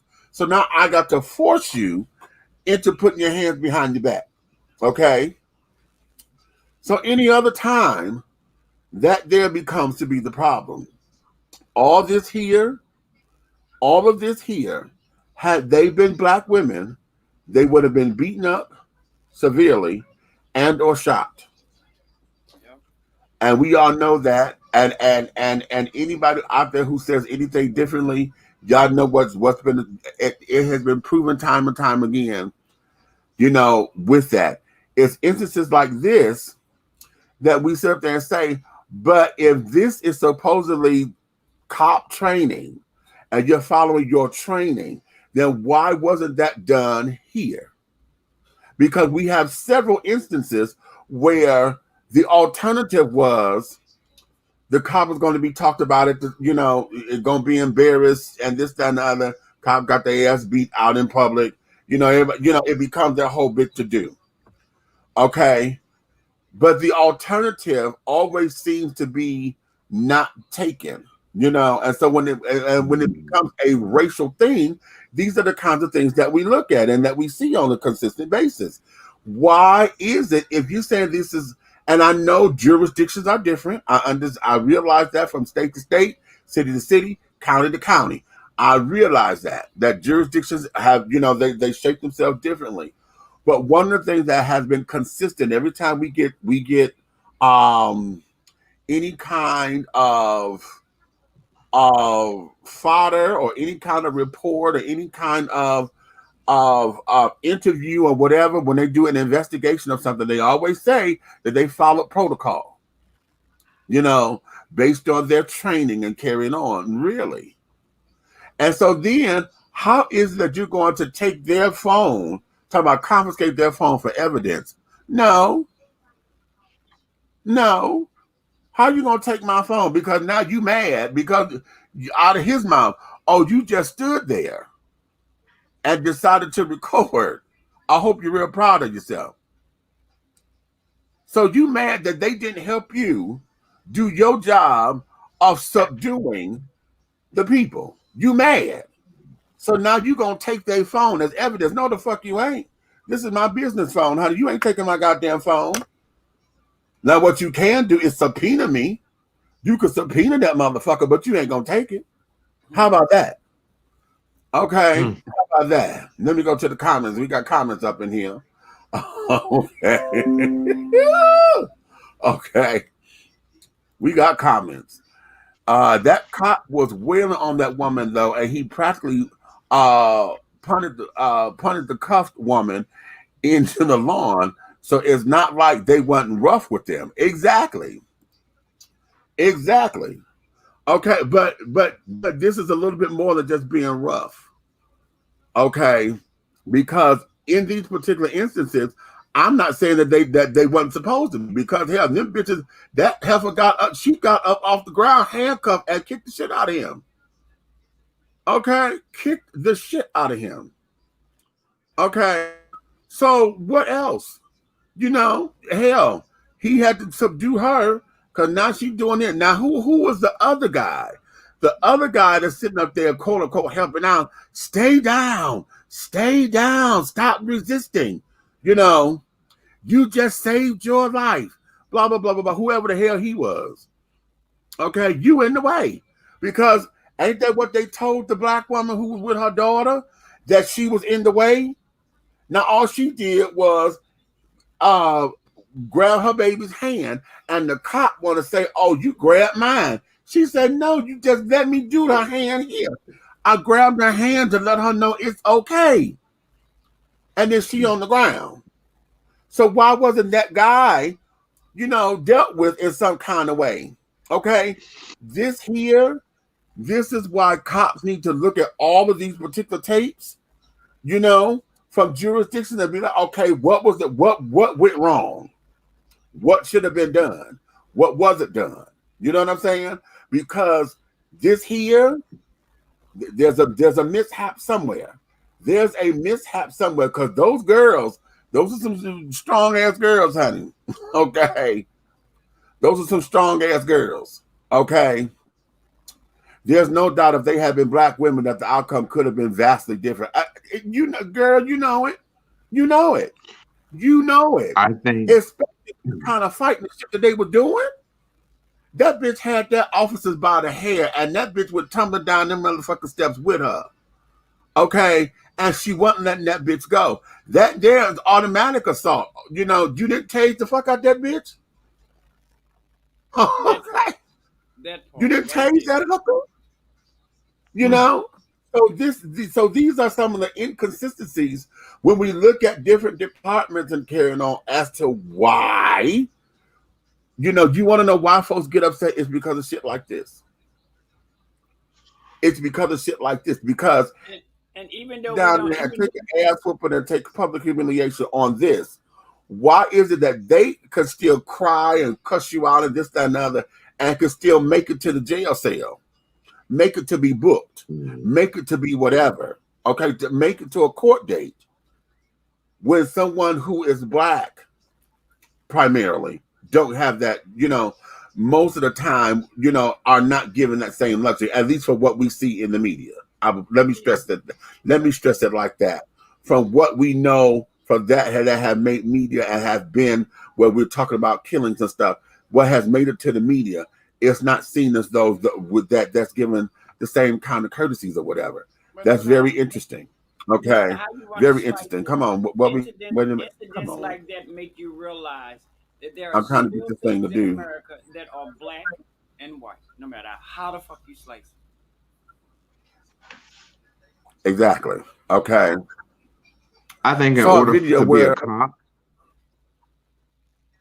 to me, in order to be a cop or in law enforcement, you should have a psychiatric evaluation and at least take psychology 101 and 102 or something. And you know that's good, but wait a minute. We've discussed this before. Can everybody still hear? Can y'all hear? Yeah, I'm here. I can hear. Those of y'all who are watching, put in the comments if you can still hear everything clearly, because on my end, everything is computerized and things of that nature. Let me know if y'all can still hear anything. Let me read this comment, honey. Saw a video where the woman said that we needed to start recognizing Black women for their courage instead of glorifying drama. I think often that courage from Black women is read as aggression instead. You know what? That's a very interesting and a hot topic. That's a very hot topic, and the reason why I say that is because y'all know how I feel about this. I often say all the time that most of the children, honey, who always claim that they are strong Black women ain't nothing but bullies. Okay, and what we have allowed for society to dictate as a woman who has strong behavior and is a strong character, that bitch ain't nothing but a loud ass ghetto neck rolling little something so and so who is tough because she from the streets and can do X, Y, and Z.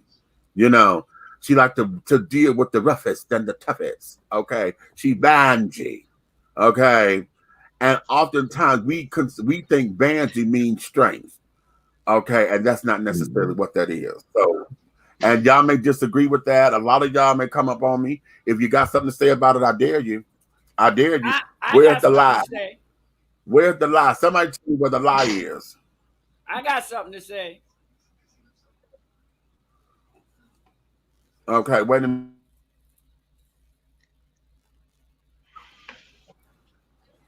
Okay.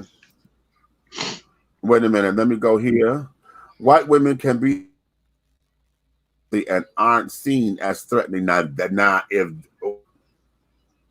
look at these two, them two. Not.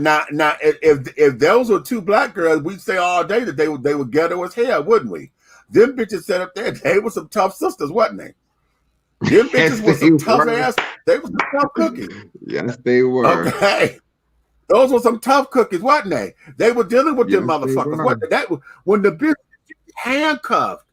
That bitch was handcuffed and got up off the ground and came and kicked the shit out of that goddamn officer. She didn't give a fuck. Okay, that bitch was rolling around and she did a goddamn kangaroo kick with the other dude. Okay, this bitch flipped the bitch. She flipped that bitch down the steps with her. And I'm going down, bitch, you coming right down with me. She took that bitch right down them steps with her.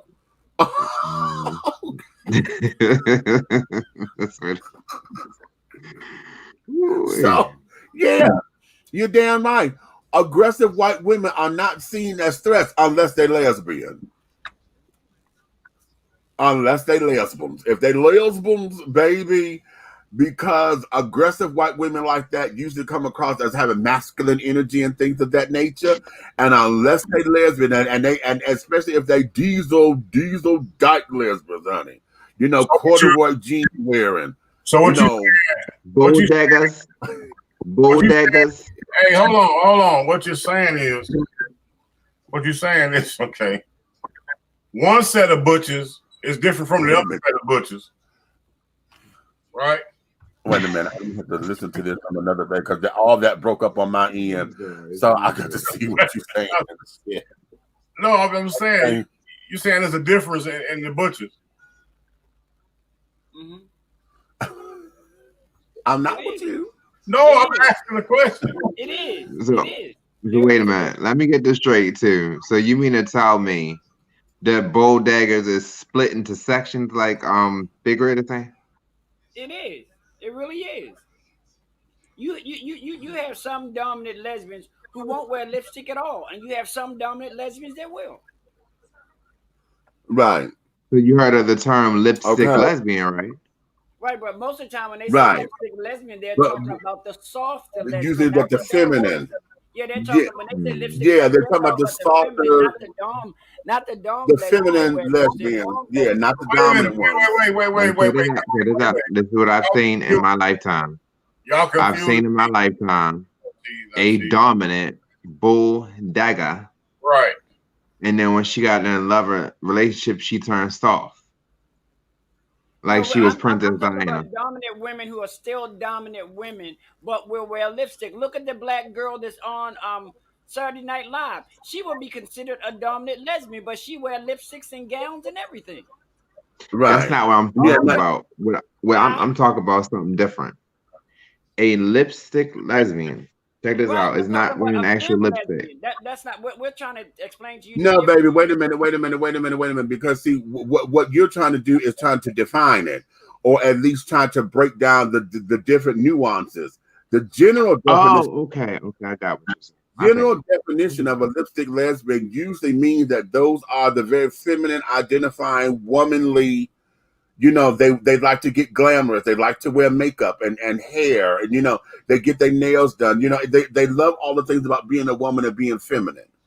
Okay, but they just, you know, they sexually attracted to other women. That is the general definition of a lipstick lesbian. Okay, so explain to me a different way. Okay, I got a question there. Everybody help me out, because now I'm going to take a piece of my history and see what the fuck happened, because I didn't understand what was going on then, and now I'm really confused. Okay.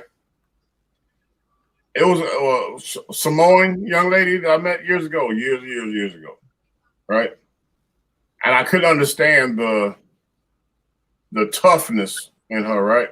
Uh-huh. You were such a doggone bully type nigga, like you would walk up to me. She was beautiful, beautiful girl. Right. But she was like the coverall khaki pants wearing Air Force One type nigga. Mm-hmm. You know what I'm saying? So she would walk up and be like, yo, I know you ain't in here with this chick. You know what I'm saying? I'd be like, no, I just met her. I was sitting at the bar. Well, yeah, well, you need to finish your drink. Let's go. What? I'm a grown ass man. Like, what? Like, what do you? And she's like, no, you need to go. You know what I'm saying? But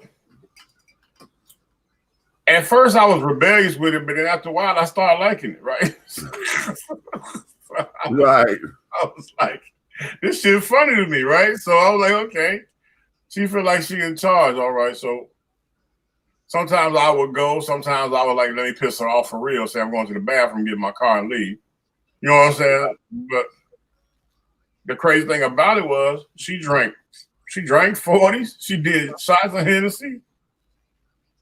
But when you get behind closed doors, you this super motherfucking hourglass lingerie, long hair ass motherfucker.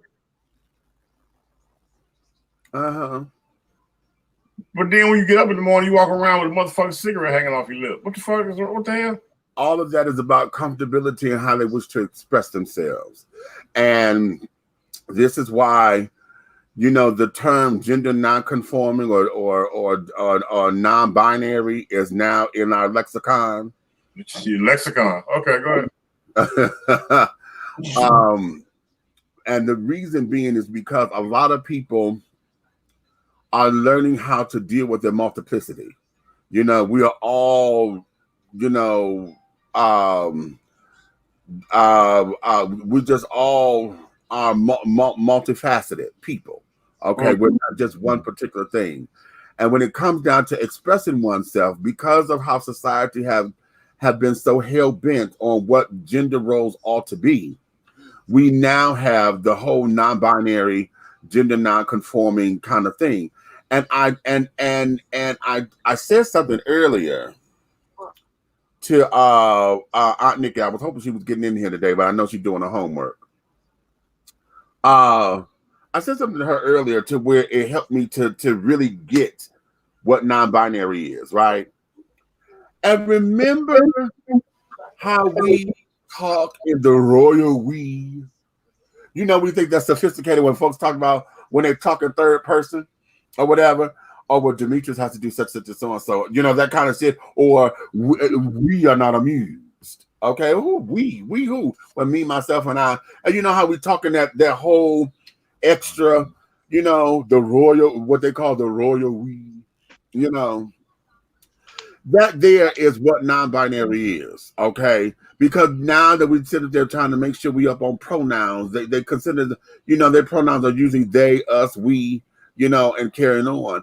And it hit me today. I said, that's where we are. Okay? Because it's like, I don't care what the hell you say it's supposed to be. I'm just being me. I'm going to be me, regardless of what that is. Today may be one of those days I may feel to wear a skirt with some goddamn combat boots, you know, and cut my hair off and just be bald-headed, you know, with a beard and a mustache, but with a skirt on, a real skirt, not a kilt. Okay, with combat boots. Okay. Yeah, I have to say something. I like to say something Uh-huh. that I've been meaning to say. I changed my life and I found my salvation. Okay. My salvation is for me, and I left former ways alone. Uh-huh. Yes, when me and the one called Mom Helena met, over 20 years ago, she helped me because I was going through a lot of stuff. I was troubled. And I left it, and I left that lifestyle, I left it alone. But one thing I will say is I'm not going to forget where I come from. Because if you forget where you come from, you don't know where you're going to. I have left men alone completely. Okay. And it's my salvation for me. So I'm not going to be hypocritical and shun people who still used to do what I do. But now I minister. I call myself a minister teaching student to the heirs of salvation. I minister, I teach, but I'm always learning. It don't matter. I'm only going to learn from this sector of people today, and that's I try to learn from everything because I've been enlightened and had many epiphanies, and the Spirit of God has laid upon me many things. So I pray for people, and people are seeing a difference. Okay. But I'm not going to say, oh, I'm going to stop doing this and that one. I don't subscribe to shunning people and kicking people out of my life because I changed it. My salvation is for me and me alone. Like a lot of people can be on the same road of salvation. So we could all be on a train and the train could be salvation. Some people are going to be sitting right next to you in a seat. Some people are going to be in different seats on that train. But what I did was for me and for not anybody else. And I had to change and I had to live appropriately. And I had to watch what I do, watch what I say, watch how I interact with people. But the point I'm making, I cannot just let go the people who helped me to get to the place where I am.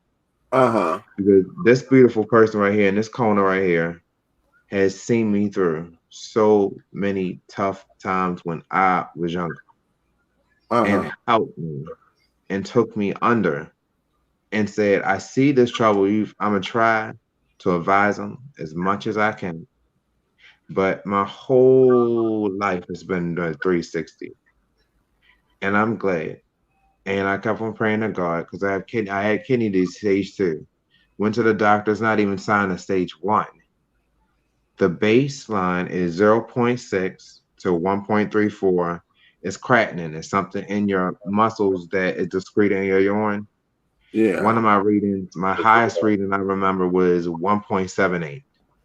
So now the reading is 1.07. No sign, is regular kidney function. And water, prayer, and a lot of research, becoming a pescatarian.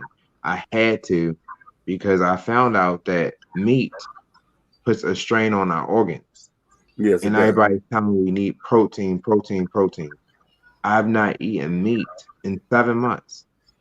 And I have energy like you would not believe. But it's just been, it feels so good because it's a renewal of my whole body. And I used to have anxiety real bad, but I started using this. What's Hemp that? seed organic. It's good for blood pressure, immunity, inflammation, cholesterol, joint pain, heart health, healthy skin, and blood sugar. And then I'm gonna start taking another supplement to correct a couple of things. Black seed and Nigella sativa.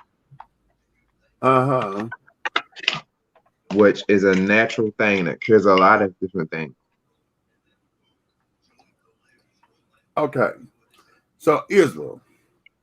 Yes. Okay. So all of these products and carrying on help you to come into you, and you're on. What I'm hearing is that you're on a quest for your whole salvation and your cleansing and things of that nature. All right. Now, going back to what we were saying with the whole royal we and those who are gender non-binary and carrying on, and why societal norms doesn't, you know, they don't gel with that. Because a lot of people tend to use labels. They see what they say. I don't understand why a person can't just be I am who I am and not use a label for this and not use a label for that. America has a serious problem with putting labels on stuff, and I don't understand why a person can't say their preference or how they feel is I am simply who I am. I don't get it. America is so stuck up and hung up about put a label on this, put a label on that, and it's like I'm like, why? I just don't get it. Well, I really don't. The why is because we as human beings want to be able to make sure we understand, and it's not always fair because humanity. And this But is not. If you can see something, I mean, I don't understand why it has to be a label on. Everything is a label.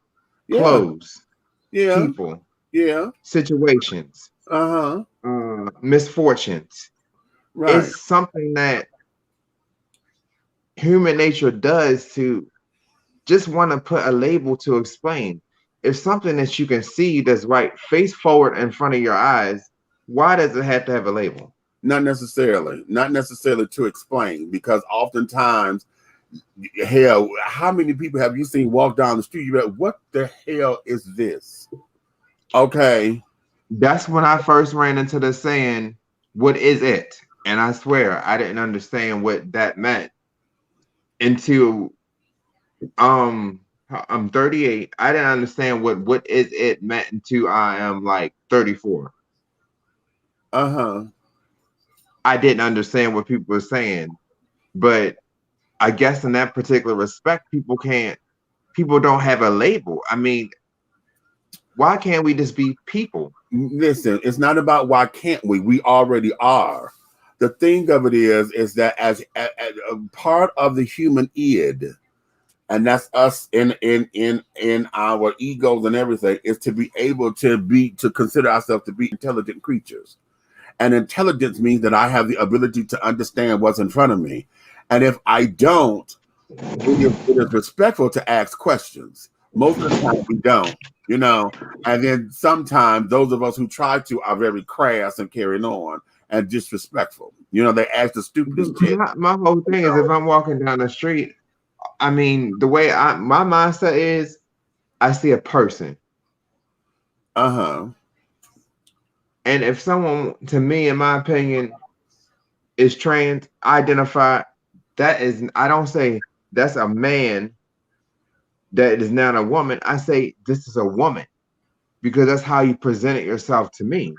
Okay, but how long did it take you to learn that? No, it actually, I've been doing that ever since, I'm going to say 22, and I'm 38. Okay, so that's 16 years that you've been able to train this, but it took you to get to 22 before you started doing it. So it's 22. Yeah, because I was always hung up because everybody wanted to label, and I'm in that mindset, label this, label that, and then I said, wait a minute. It took you 22 years to learn to come to the space of, okay, this is just people.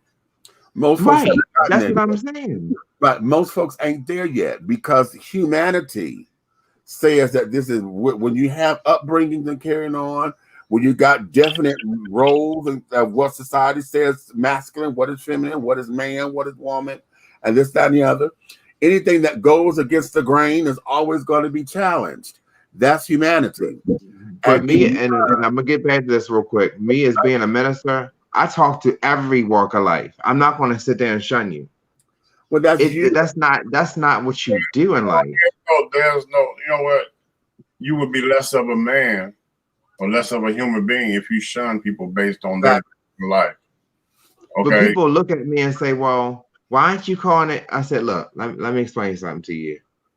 Because if someone presents themselves, if I see you either dressed as a woman or you want to be called woman, that's what I'm gonna say. You're a woman. I don't go picking apart. Well, it's not worth all that energies to go picking apart this and this one used to be that. Who cares? If you're presenting me to a woman, you're a woman. If you're presenting me to a man, you're a man. That's what I see. And I don't know if people think that's convoluted, but that's what I see. Well, again, it took you 22 years to learn that. And after you got to the point where you learned it, it took you 16 years to perfect it because you're 38 now. Okay. Yes. And then now, with you coming into a whole new walk of life, now you're able to practice the lessons that you learned so that you won't be a hypocrite. You understand? Exactly. So, Yes. So your journey is just that. Society as a whole ain't there. Hell, look at other ministers. You're a minister, but look at other ministers. Look at other ministers. Regardless of the denomination, look at other ministers who ain't there yet. Yeah, because I've been to several services and I've heard the same statement of, oh, it ain't what do you say? It ain't Adam and Eve. Adam and Eve. And and to me, that's not a way of ministering to a light. You heard? Okay, but you understand what I'm saying? Because when people say, "Well, I mean, Israel, you cannot." What I had to do first, I laughed it off. I thought, okay, it was a humorous way to keep the attention of the flock. Okay, that's right. Then I looked at it like this: regardless of what you say, people are still going to continue to be who they are. Who they are. Right. But I feel when ministers do that in the pulpit, I'm saying, like, how can the man upstairs, whatever you call him, God, Allah, Yahweh, great wisdom performer, whatever you choose to call him, but you on a pulpit and you saying this mighty person is a ball of love and he's love, but you on a pulpit teaching hate. Well, okay. Well, here's the thing. Are they teaching hate? Or are they sitting up there doing what they know to do because that's all they've learned? They're not teaching hate. They're teaching okay, let's stop. It's okay. Yeah. Okay, let me keep it 100 with you. The first, we all know the Bible is a rewrite by a man to make it say what he wanted to say, to get the same story out and revamp it over and over again. Let's keep it 100. He's only repeating what he has studied, and whether it's the New Living King James, if it's doggone the Quran, if it's in it, he's only what is written, and it was written by a man. Right. You understand what I'm saying? So at the same time, I don't care about nobody getting up there. You know what I'm saying? I'm a heterosexual man. It don't offend me. Now I can see a gay man that's in their feelings could be offended by her saying whatever, but I also can see a gay man standing his ground, going, "Boy, he funny. All right, keep it going." You know what I'm saying? Because if everybody was the same Israel, then this world right here would be one piece of boring brown paper bag. They wouldn't call it, like you talk about the homosexuals, and here we go. We got homosexual people over here. They got them got going by the rainbow. Okay. If you take the rainbow and ball that motherfucker up and mix it up, it come out black. All them colors together make black. And then you have my thing about it, if a minister's on the pulpit focusing on homosexuality, I'm trying to think about it. I mean, is that what you are? No, it's not what it is. It's it's one of two things.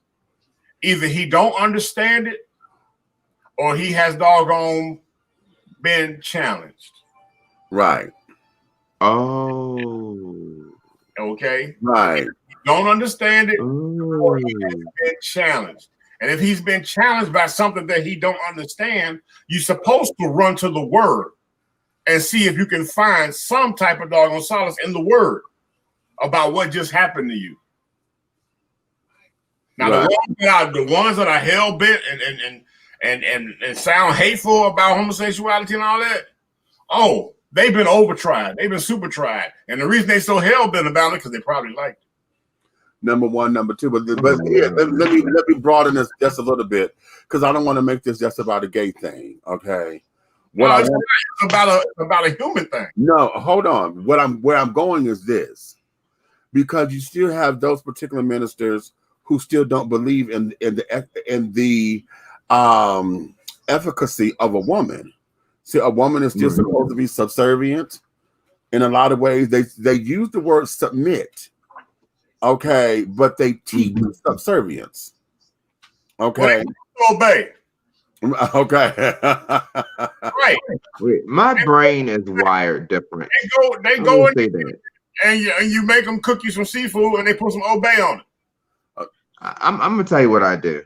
Check this out. I'm a caregiver. Check this out, right? So when a woman is in my house, guess what I do? Run. I cook, I clean, I sew, I iron, I do dishes, I do everything, and let her just sit there and chill. Why?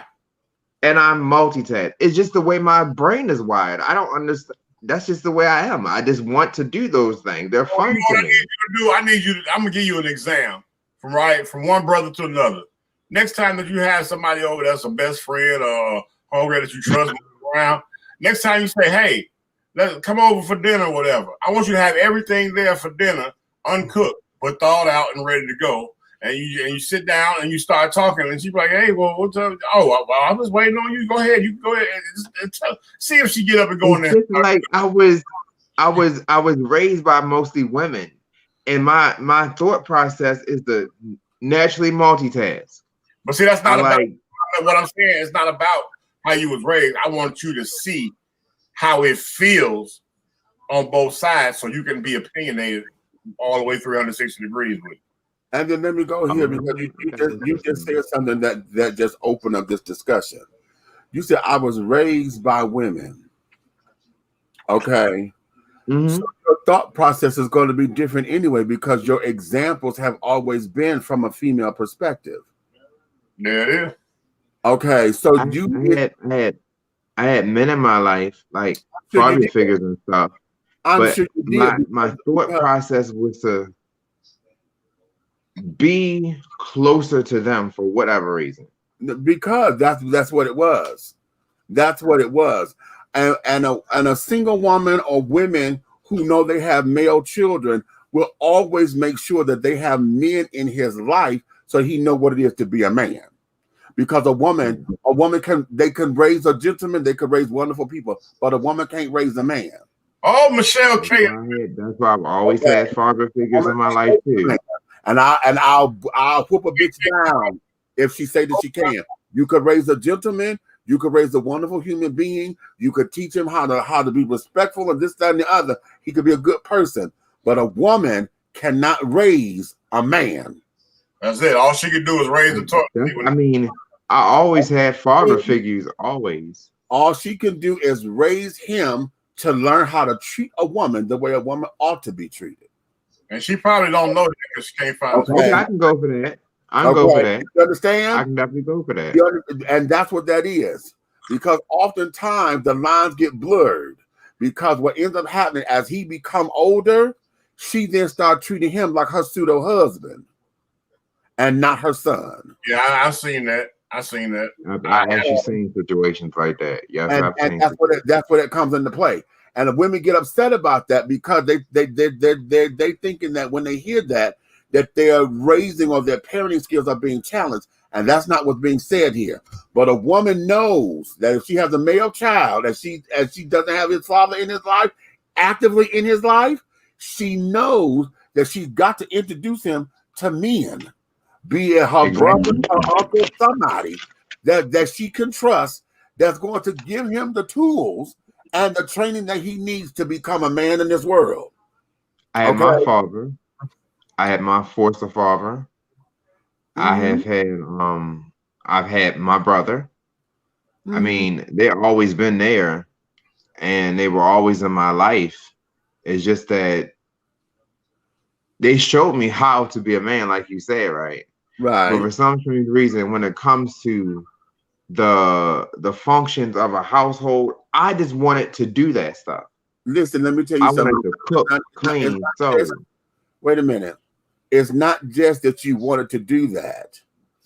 It's that you didn't have nobody sitting there telling you that it wasn't a man's job. I want you to hear. I want you to hear what I'm saying. You got some irradical forms of masculinity that will tell you, man, get away from that damn sink. You're a punk. That's some punk ass work. Punk ass shit, right?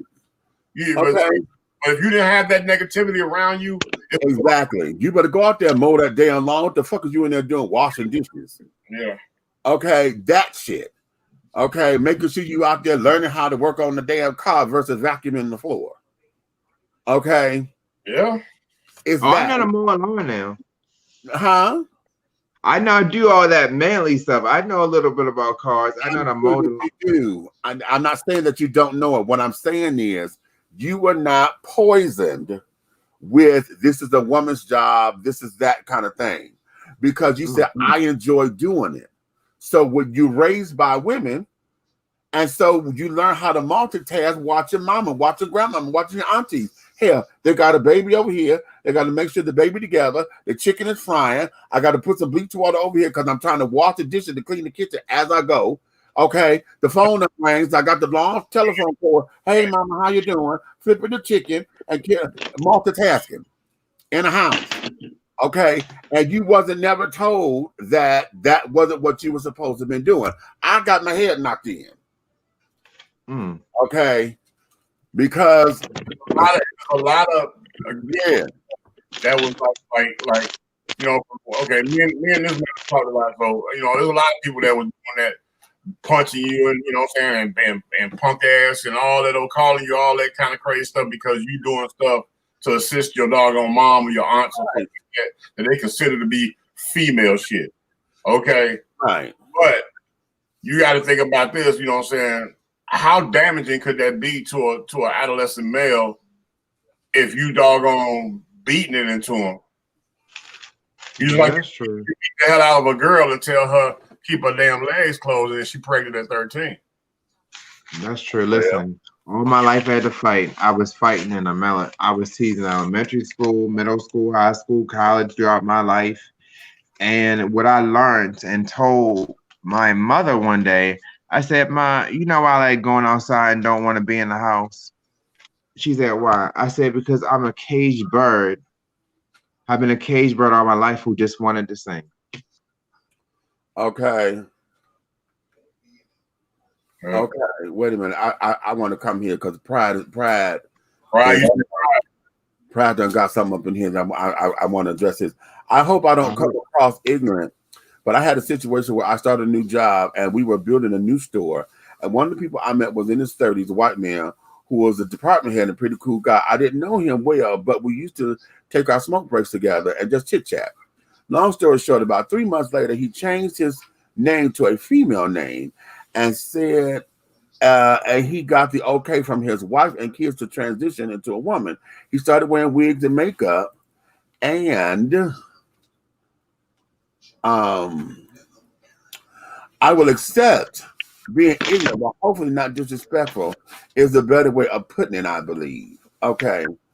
I think if we had worked together directly and actually formed a friendship, I would have done that. Wait a minute. That comment got cut off. Let me see if I can read that from the Facebook page because that comment is cut off and I want to get the rest of that, what you're saying.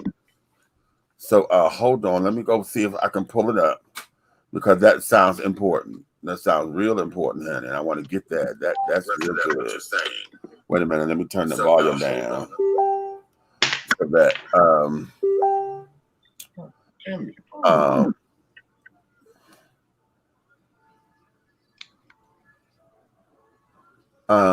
where is it? Okay, here we go. Okay, you were saying I basically avoided calling him. Wait a minute, let me start over. It says right where you picked up where you left off at. Yeah, I'm trying to get. We would still take our smoke breaks together, but I had no problem with him. But I never really knew how to address him since he clearly was a man to me. I basically avoided calling him anything such as her or him or he or she, but I did make sure to address him by his new name. However, how does one address the situation correctly or respectfully? Here's where it is, baby. And I think you're starting because you acknowledging the new name. Okay, you're acknowledging the new name, and you are absolutely letting him know, or her know rather, because now she's transitioning. You're letting her know that you care enough or you respect her enough to honor her by calling her by her name. Now, we just had this talk yesterday about it's going to take you a minute to process this. It's okay not to know what to do because this was just sprung on you. Okay, it was just sprung on you, so it's not like automatically you're gonna say, "Oh, okay, I get it." No, because you don't, and it's okay. It's okay. So now the start is, and anytime you feel uncomfortable, go to her and let her know. Sometimes, can I be honest? This is new for me, and it makes me feel a little comfortable. And just like you just said here, I don't want to disrespect you because all this is new. I don't know terminology. I don't know all of that because that's not me, and you working here, we're colleagues. And I just, if it comes to y'all having that kind of conversation, because if y'all just smoke breaks or whatever, so what you're saying is, in the workspace, he's supposed to say, "Excuse me, Caitlin.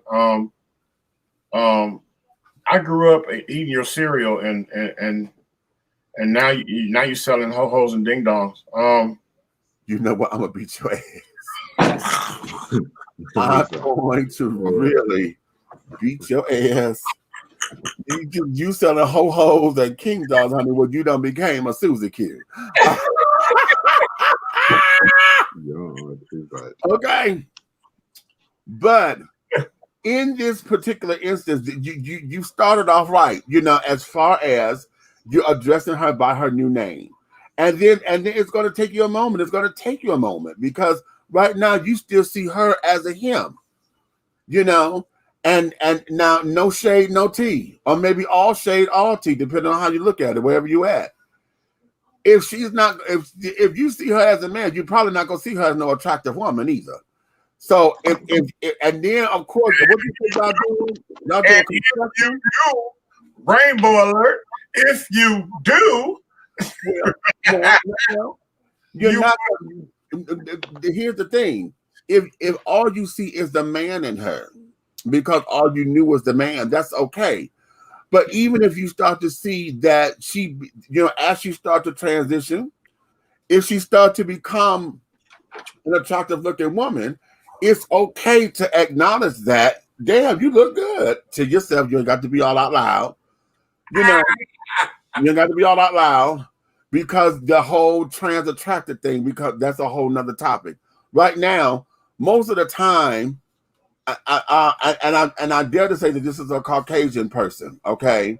And most of the time, and I'm gonna say this too, oftentimes our Caucasian trans sisters, most of the time when they come into their own, it's the cultural thing. Most of them think and believe that because they feel like a woman in their transitioning stage, that all they got to do is start wearing a wig and a dress, and they think that okay, that means something, okay?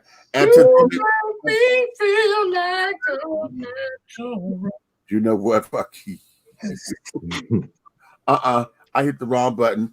No, get away from the camera. I'm trying to.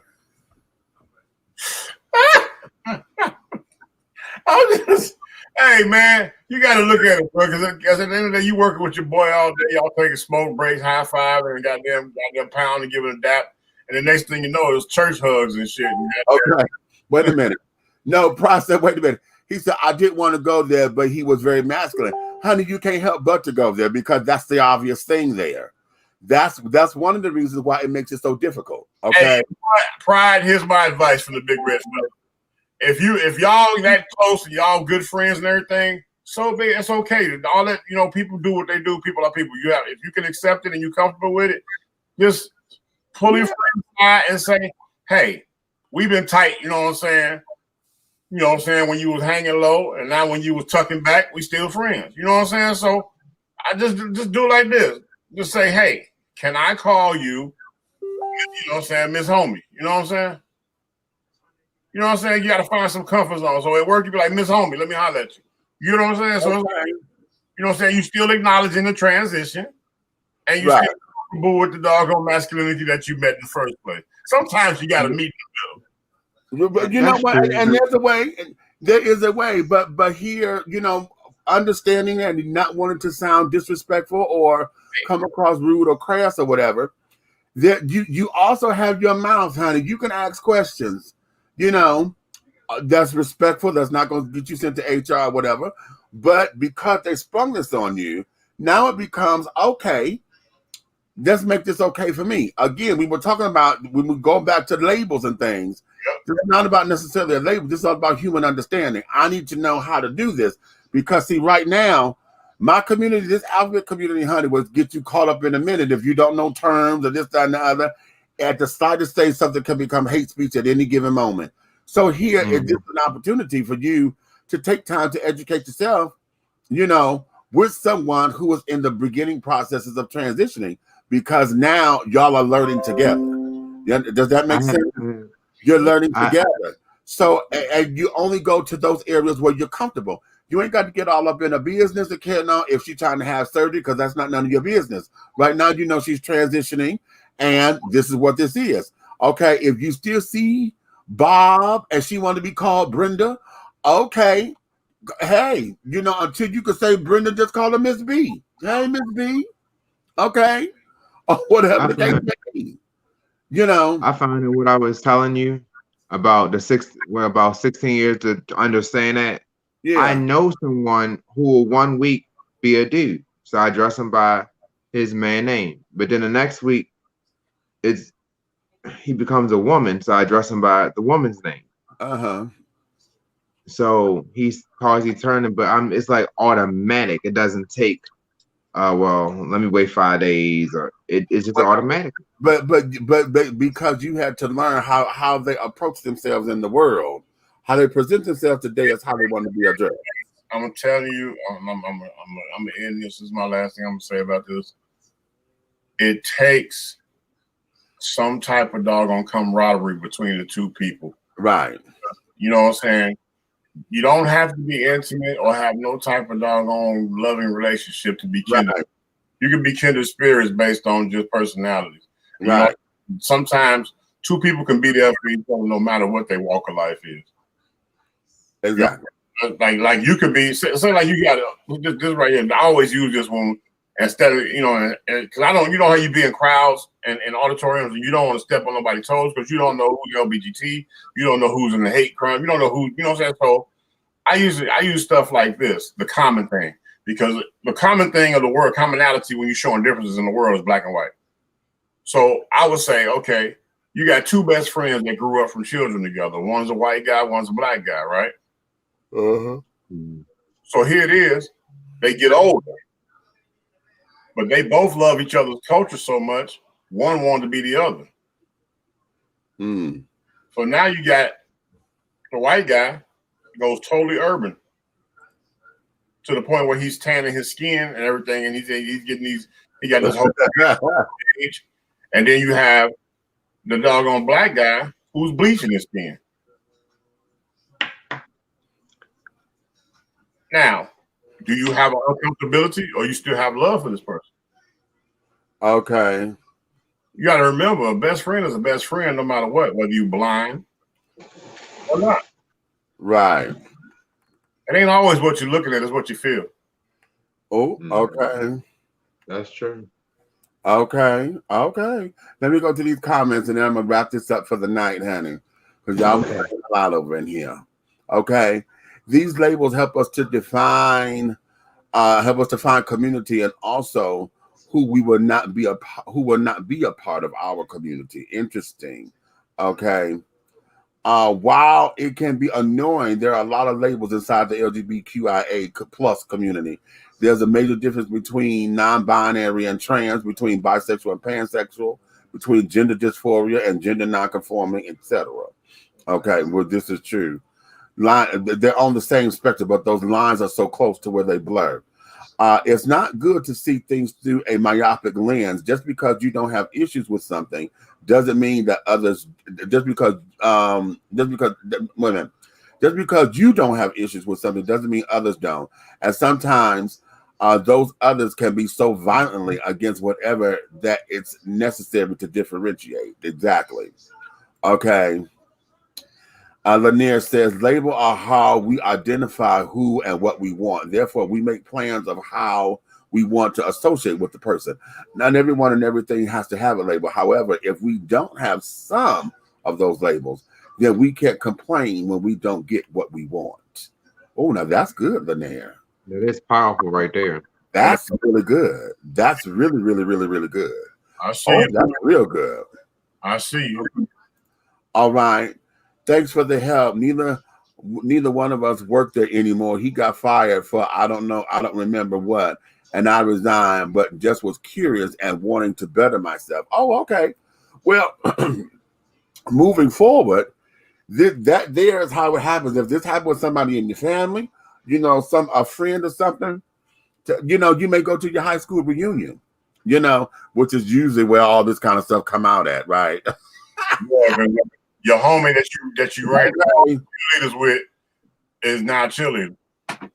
Okay, right. And oftentimes that happens. You introduce them and care. Now, I mean, please, I'm not trans, but because I do shows or whatever,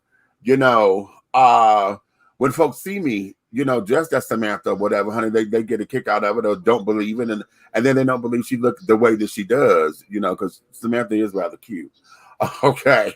But I know I have trans sisters, honey, that I went to school with, and when we all got together, whatever, it's like, I won't call her boy name, honey, her former name, but when they were, okay, they're going, I'm like, oh, okay, I was like, no, her name is Kim, and they was like, oh, wait a minute, is that, yeah, okay, and carrying on, and honey, she's gorgeous, honey, oh my God, she's absolutely gorgeous, honey. Kim looked like Vesta Williams, honey.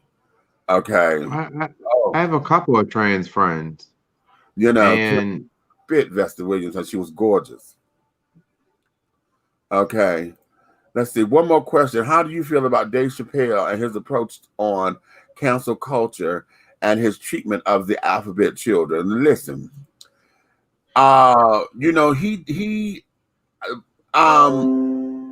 Cancel culture, child. We need to cancel culture. Okay, how about that? As far as I'm concerned, the whole idea of folks just wanting to do away with something simply because you disagree is ridiculous. Okay, the world is revolving around differences, and just because you don't agree does not mean I'm supposed to just X you out and completely cancel you altogether. We have gotten to a point now to where the cancel culture means that I strip you of your livelihood. I strip you of a means to take care of yourself. I strip you of your dignity and of your intelligence. I mean your dignity and your integrity, not intelligence, your integrity. Okay, I strip you of all of those things simply because you done said something that I disagree with, or you've done something that I disagree with. That it wasn't nothing that was dastardly or whatever that was against mankind. You did something that I disagree with, so now we just gonna cancel you. And then the rally cry becomes for the whole world to sit down and to cancel this one person. So now look at what they did with the baby. Cancel. Y'all trying to take all his coin. Y'all trying to make sure that his record albums don't go. Why? He did some fucked up shit or whatever. But if you don't want to fuck with it, then don't. Cancel. You want to cancel the culture, huh? Cancel the cancel culture. Yeah. Okay, all right. Well, look. First and foremost, Mr. Chappelle, what happened to you to make you even be that angry about that? What did he say about it? Because because when he goes in, I'm gonna tell you something.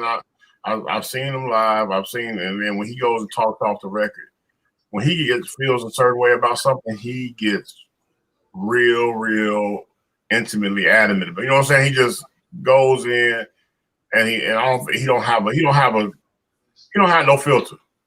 Okay. You know what I'm saying? And it's funny, who am I to say that, right? But he don't have no filter. And for him to come, I would like to hear the statement made along with him canceling culture, because I'm sure that is right there. That's the doggone G-rated doggone piece of it, because he really goes in. When he speaks his mind, he goes in, and nobody ever reprimands him on it. But my thing is this: you want to cancel culture based on doggone incidents and situations that you want to speak on. Okay, well, I mean, if you want to get all indignant and ignorant, let's get into your personal life. How about we cancel cocaine? Okay. Oh, okay, wow. okay, I pulled up something. This is from The Hill. Do that, so. And okay, wait a minute. I got to remove my ad blocker. So You that have ad blocker. I got to remove the ad blocker so that I can read. This is dated for May 11th, 2021. Comedian. Wait a minute, damn it. Okay, all these damn parts. See, this is why I wanted. This is why I got the shit. Okay. Shit. Listen, the gate's open. Huh?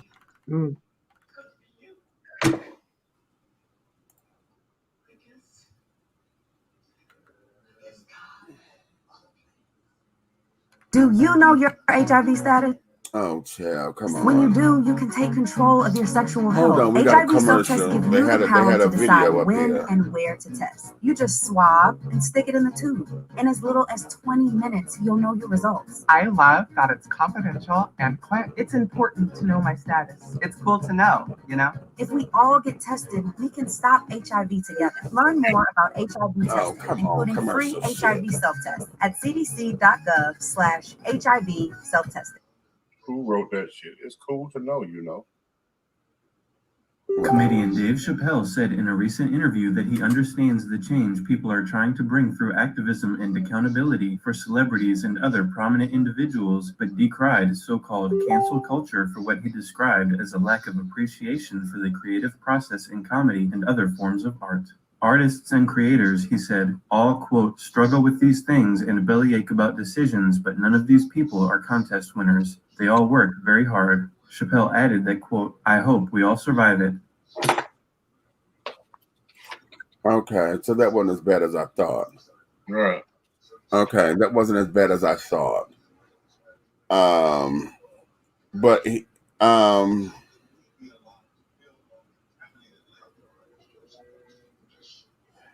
says here, quote, I hope we all survive, as Chappelle added. That's why that cancel culture shit bothers me. I'm not even opposed to the ideas behind some of these cancellations. I get it. Okay. Everything you say upsets somebody, he said. Okay. This is true. Yeah. So again, so we're on the same page, basically. Okay. We all have to sit down here and get over it, because folks that got so goddamn sensitive. And I'm going to say, and y'all hear me say this on here all the time, the alphabet children, honey, have spearheaded a lot of this shit. Okay. A lot of this shit. When we started with everything becoming hate speech, and oh, that's hate speech, and oh, you hate this, and oh, that's homophobic, and oh, that's this. We spearheaded this new realm of this shit. But see, they got everybody involved. Do you remember when they put me in Facebook jail? Yeah. Why they put me in there? It was something. It was a posting or something. When I was posting something, remember we was having a debate about a fag and a faggot and cigarettes. Yeah. Okay, I put the debate up. If you read it, it had nothing to do with what they were saying. They just doggone put me in jail. Because of the word itself became part of the algorithm, and they saw that in fact. Yeah, because I heard that they used to call the fag a cigarette in England. Exactly. Exactly. Yeah. Fags was a pack of cigarettes. A fagot was a plank of wood. Right. Yeah. Right. Right. So, so actually putting that in a statement. Okay, if I feel like you should be a certain on an intellectual level to have the power to dog and shut somebody's social media down. Okay. So what was it like in Facebook jail? What did they do to you? I mean, what did they do to your account? Freeze it or something? They freeze it. Yeah, they that motherfucker for can't post anything. You can't For even like and they give you a number of days. You start off with a day, then you go up to 3 days, then you go to 5 days, then you go to 7 days, and eventually you graduate to a month. If ever you get to a month and you get a month, I've been in Facebook jail for a month, maybe like 4 or 5 different times. Okay. At that particular point, they're usually supposed to deactivate your account. Okay. Oh, really? Yeah. After so many times of being in Facebook jail for 30 days or better, they will deactivate the account. And you can't activate another one, or like you probably can, but it would be best to create it from a new computer, because what happens if they have your IP address. So, man, but mine basically done from my phone and my tablet. Right. Okay. Let's see, I believe it was about his jokes, particularly about trans people, which is what made me think about it. Okay, yeah, because some of his jokes, yeah. Chappelle brought up a great point in one of his comedy acts that he warned about making jokes about the alphabet children because he wasn't one of them, but he said he would always talk shit about niggas, and he responded that he ain't a nigga either. Yeah, I remember that. That was in that particular, because he was talking about, who's in the car, this, that, and the other, and blah, blah, blah, blah, blah, with that particular joke, and carrying on. But right now it's all about the sensitivity, because we're going on the idea that nobody knows how to take a joke anymore. Comedians have always had their fingers on the pulse of society. They've always been the ones to take shit to the edge. And then right now, there's some folks who, a joke may be too soon, or may be on that edge, or maybe over the edge to where like, no. Funny, but no. Okay, because you're trying to make sure that the moral compass is still, balanced. You know what I'm saying? Take somebody like an Andrew Dice Clay or whatever. That motherfucker was ignorant. Okay, he was ignorant, and he was crass. He got famous for being crass. I didn't think he was funny.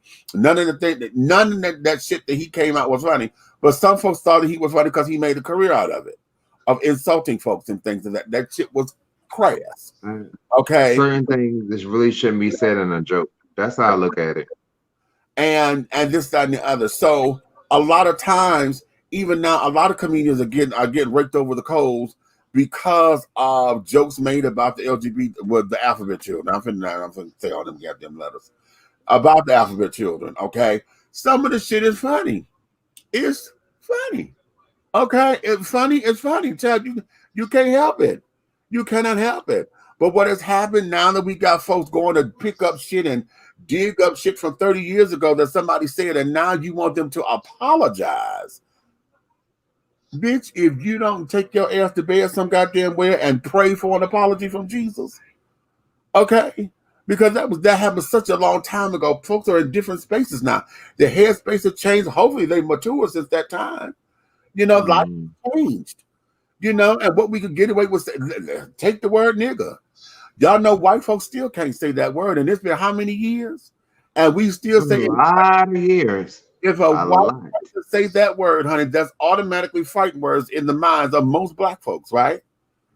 Okay, of most black folks. But we have not allowed that to become, we say it all the time, and we can make a joke out of it. We could do this and we could do that. But you can't let no white person joke about it. You can't. Why? Because of how it is. It's too sensitive of a word. But now we have gotten that type of sensitivity on everything. We have just made everything so that way to where the world don't know how to act. The world don't know how to let their hair down. The world don't know. If you don't like it, don't fuck with it. Y'all know the difference between a Eddie Murphy and a Kevin Hart? Or how about a Kevin Hart and a Cat Williams? Y'all know the difference. So you like one, you may not like the other. Okay, that there falls into how you govern your life. Chesterfield Cigarettes has a crazy commercial that 2 Live Crew used to use used on one of their albums that was hilarious. Yeah, okay. Okay. Just playing devil's advocate, he was playing a character that was meant to be crude and ignorant. Not sure if he ever said that the character was Italian, but I believe he was Jewish. I found him funny for like a year, and then his career was done. Exactly. Okay, and I got that because from what I was understanding, Andrew Dice Clay was not, in his real world or whatever. He wasn't that particular person. But that motherfucker there, no, I didn't find him funny because he was crass. Why you snitch on my little? Why you such an op? And I said, I'm not an op. And all of that. So it just became, something, and carrying on. So it's ridiculous. Okay, it's absolutely ridiculous. So now we're just in a space and time to where we have allowed cancel culture to run ragged and to run haggard about something because we have a difference of opinion. And we have allowed the differences of opinion to become some kind of law to where, what happened to where we said, what, I don't fuck with that bitch like that. I can't fuck with her. Okay. That used to be the same. I can't fuck with her. Go ahead. I have not been watching TV at all. What is cancel culture? Cancel culture is just what I'm saying, honey. It is the ability to sit down and to make a rally cry to say, we're not going to support or do anything with this particular person anymore. Oh, okay. I see what you're saying. Yeah, okay. I got you. Cancel that hoe. Okay. Oh, okay. Cancel that. I just feel that like certain jokes about that people know is sensitive. Why make the joke if you know the recourse is going to be bad and you could lose your job and it's going to be in the media? It's not. No, that's just it. It wasn't that way. Comedians, that's their job. Their job is to take it to the edge. That's the job of a comedian is to make you're going to see life on life's terms. That's part of what their job is, to take it to the edge. So they don't, and then a lot of times they don't know what jokes are going to work and what jokes not. When you're putting it together, it may be funny in this moment, but some jokes may be a little too quick. I know right after the tsunami hit, what's the child's name? He was on The View and he had said a joke and it was funny, but it was too soon. Okay. And he's part Asian. Okay. But the joke was too soon. And everybody, he got to kind of like, oh, boo, and he said, what, too soon? And so that you learned it was funny, but it was just a little too soon because everybody knew it was still a little too sensitive, too raw. Like right now, I couldn't nobody could sit down there and joke about Haiti and this earthquake right now because that is the that would just be very too much right now. We can't do that right now, but do know that jokes are coming because my whole philosophy is this. If you can find the humor in it, no matter how horrific it is, if you can find something to laugh about in it, you'll be okay. You'll be able to heal from it. You'll be able to heal. Okay, that's one of my philosophy, and I'm not a comedian, However, that there is that. So, yeah, that's where it is. Pride. I should have had you come on up in here. That there is where this is. Cancel culture, cancel the cancel culture. We need to learn how to grow the fuck up, be adults, and stop acting as if we have no feelings.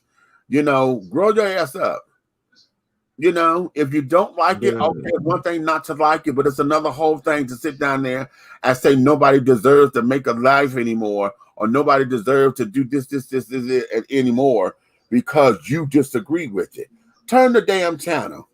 Okay, some of y'all don't watch the news. Why? Because you don't like the shit on the news. It's always too boring. Let's do this. So what do? You change the channel. Same with everything else. You can't cancel the damn station. You just change the channel. Okay, I won't support that station anymore. I won't support that. And that there's that,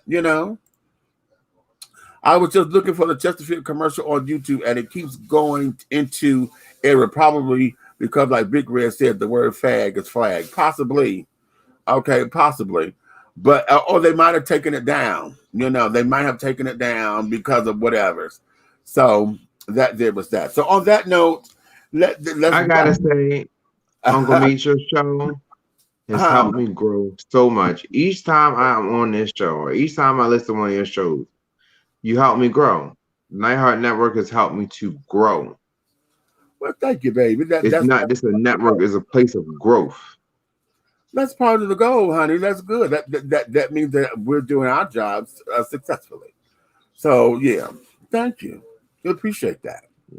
You're welcome. So on that particular note, honey, you may finish all of your crumpets, darling, because the tea has been dished, and you've been dishing tea, darlings. Wow. With Big Meech and the big guy, Ally over there. That's the big red fella.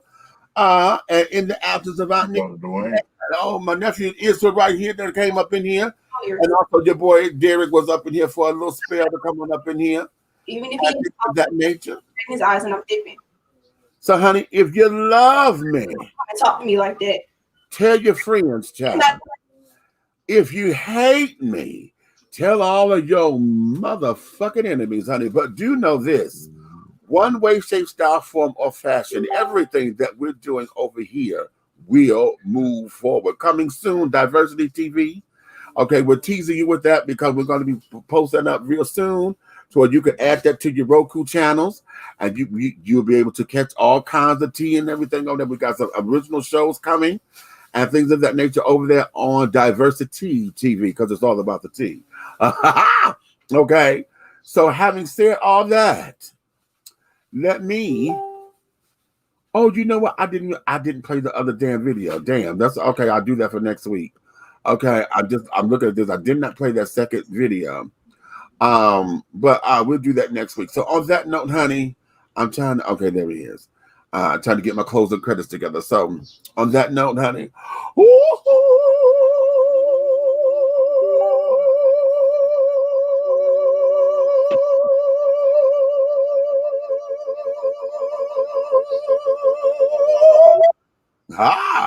all right, tighten up.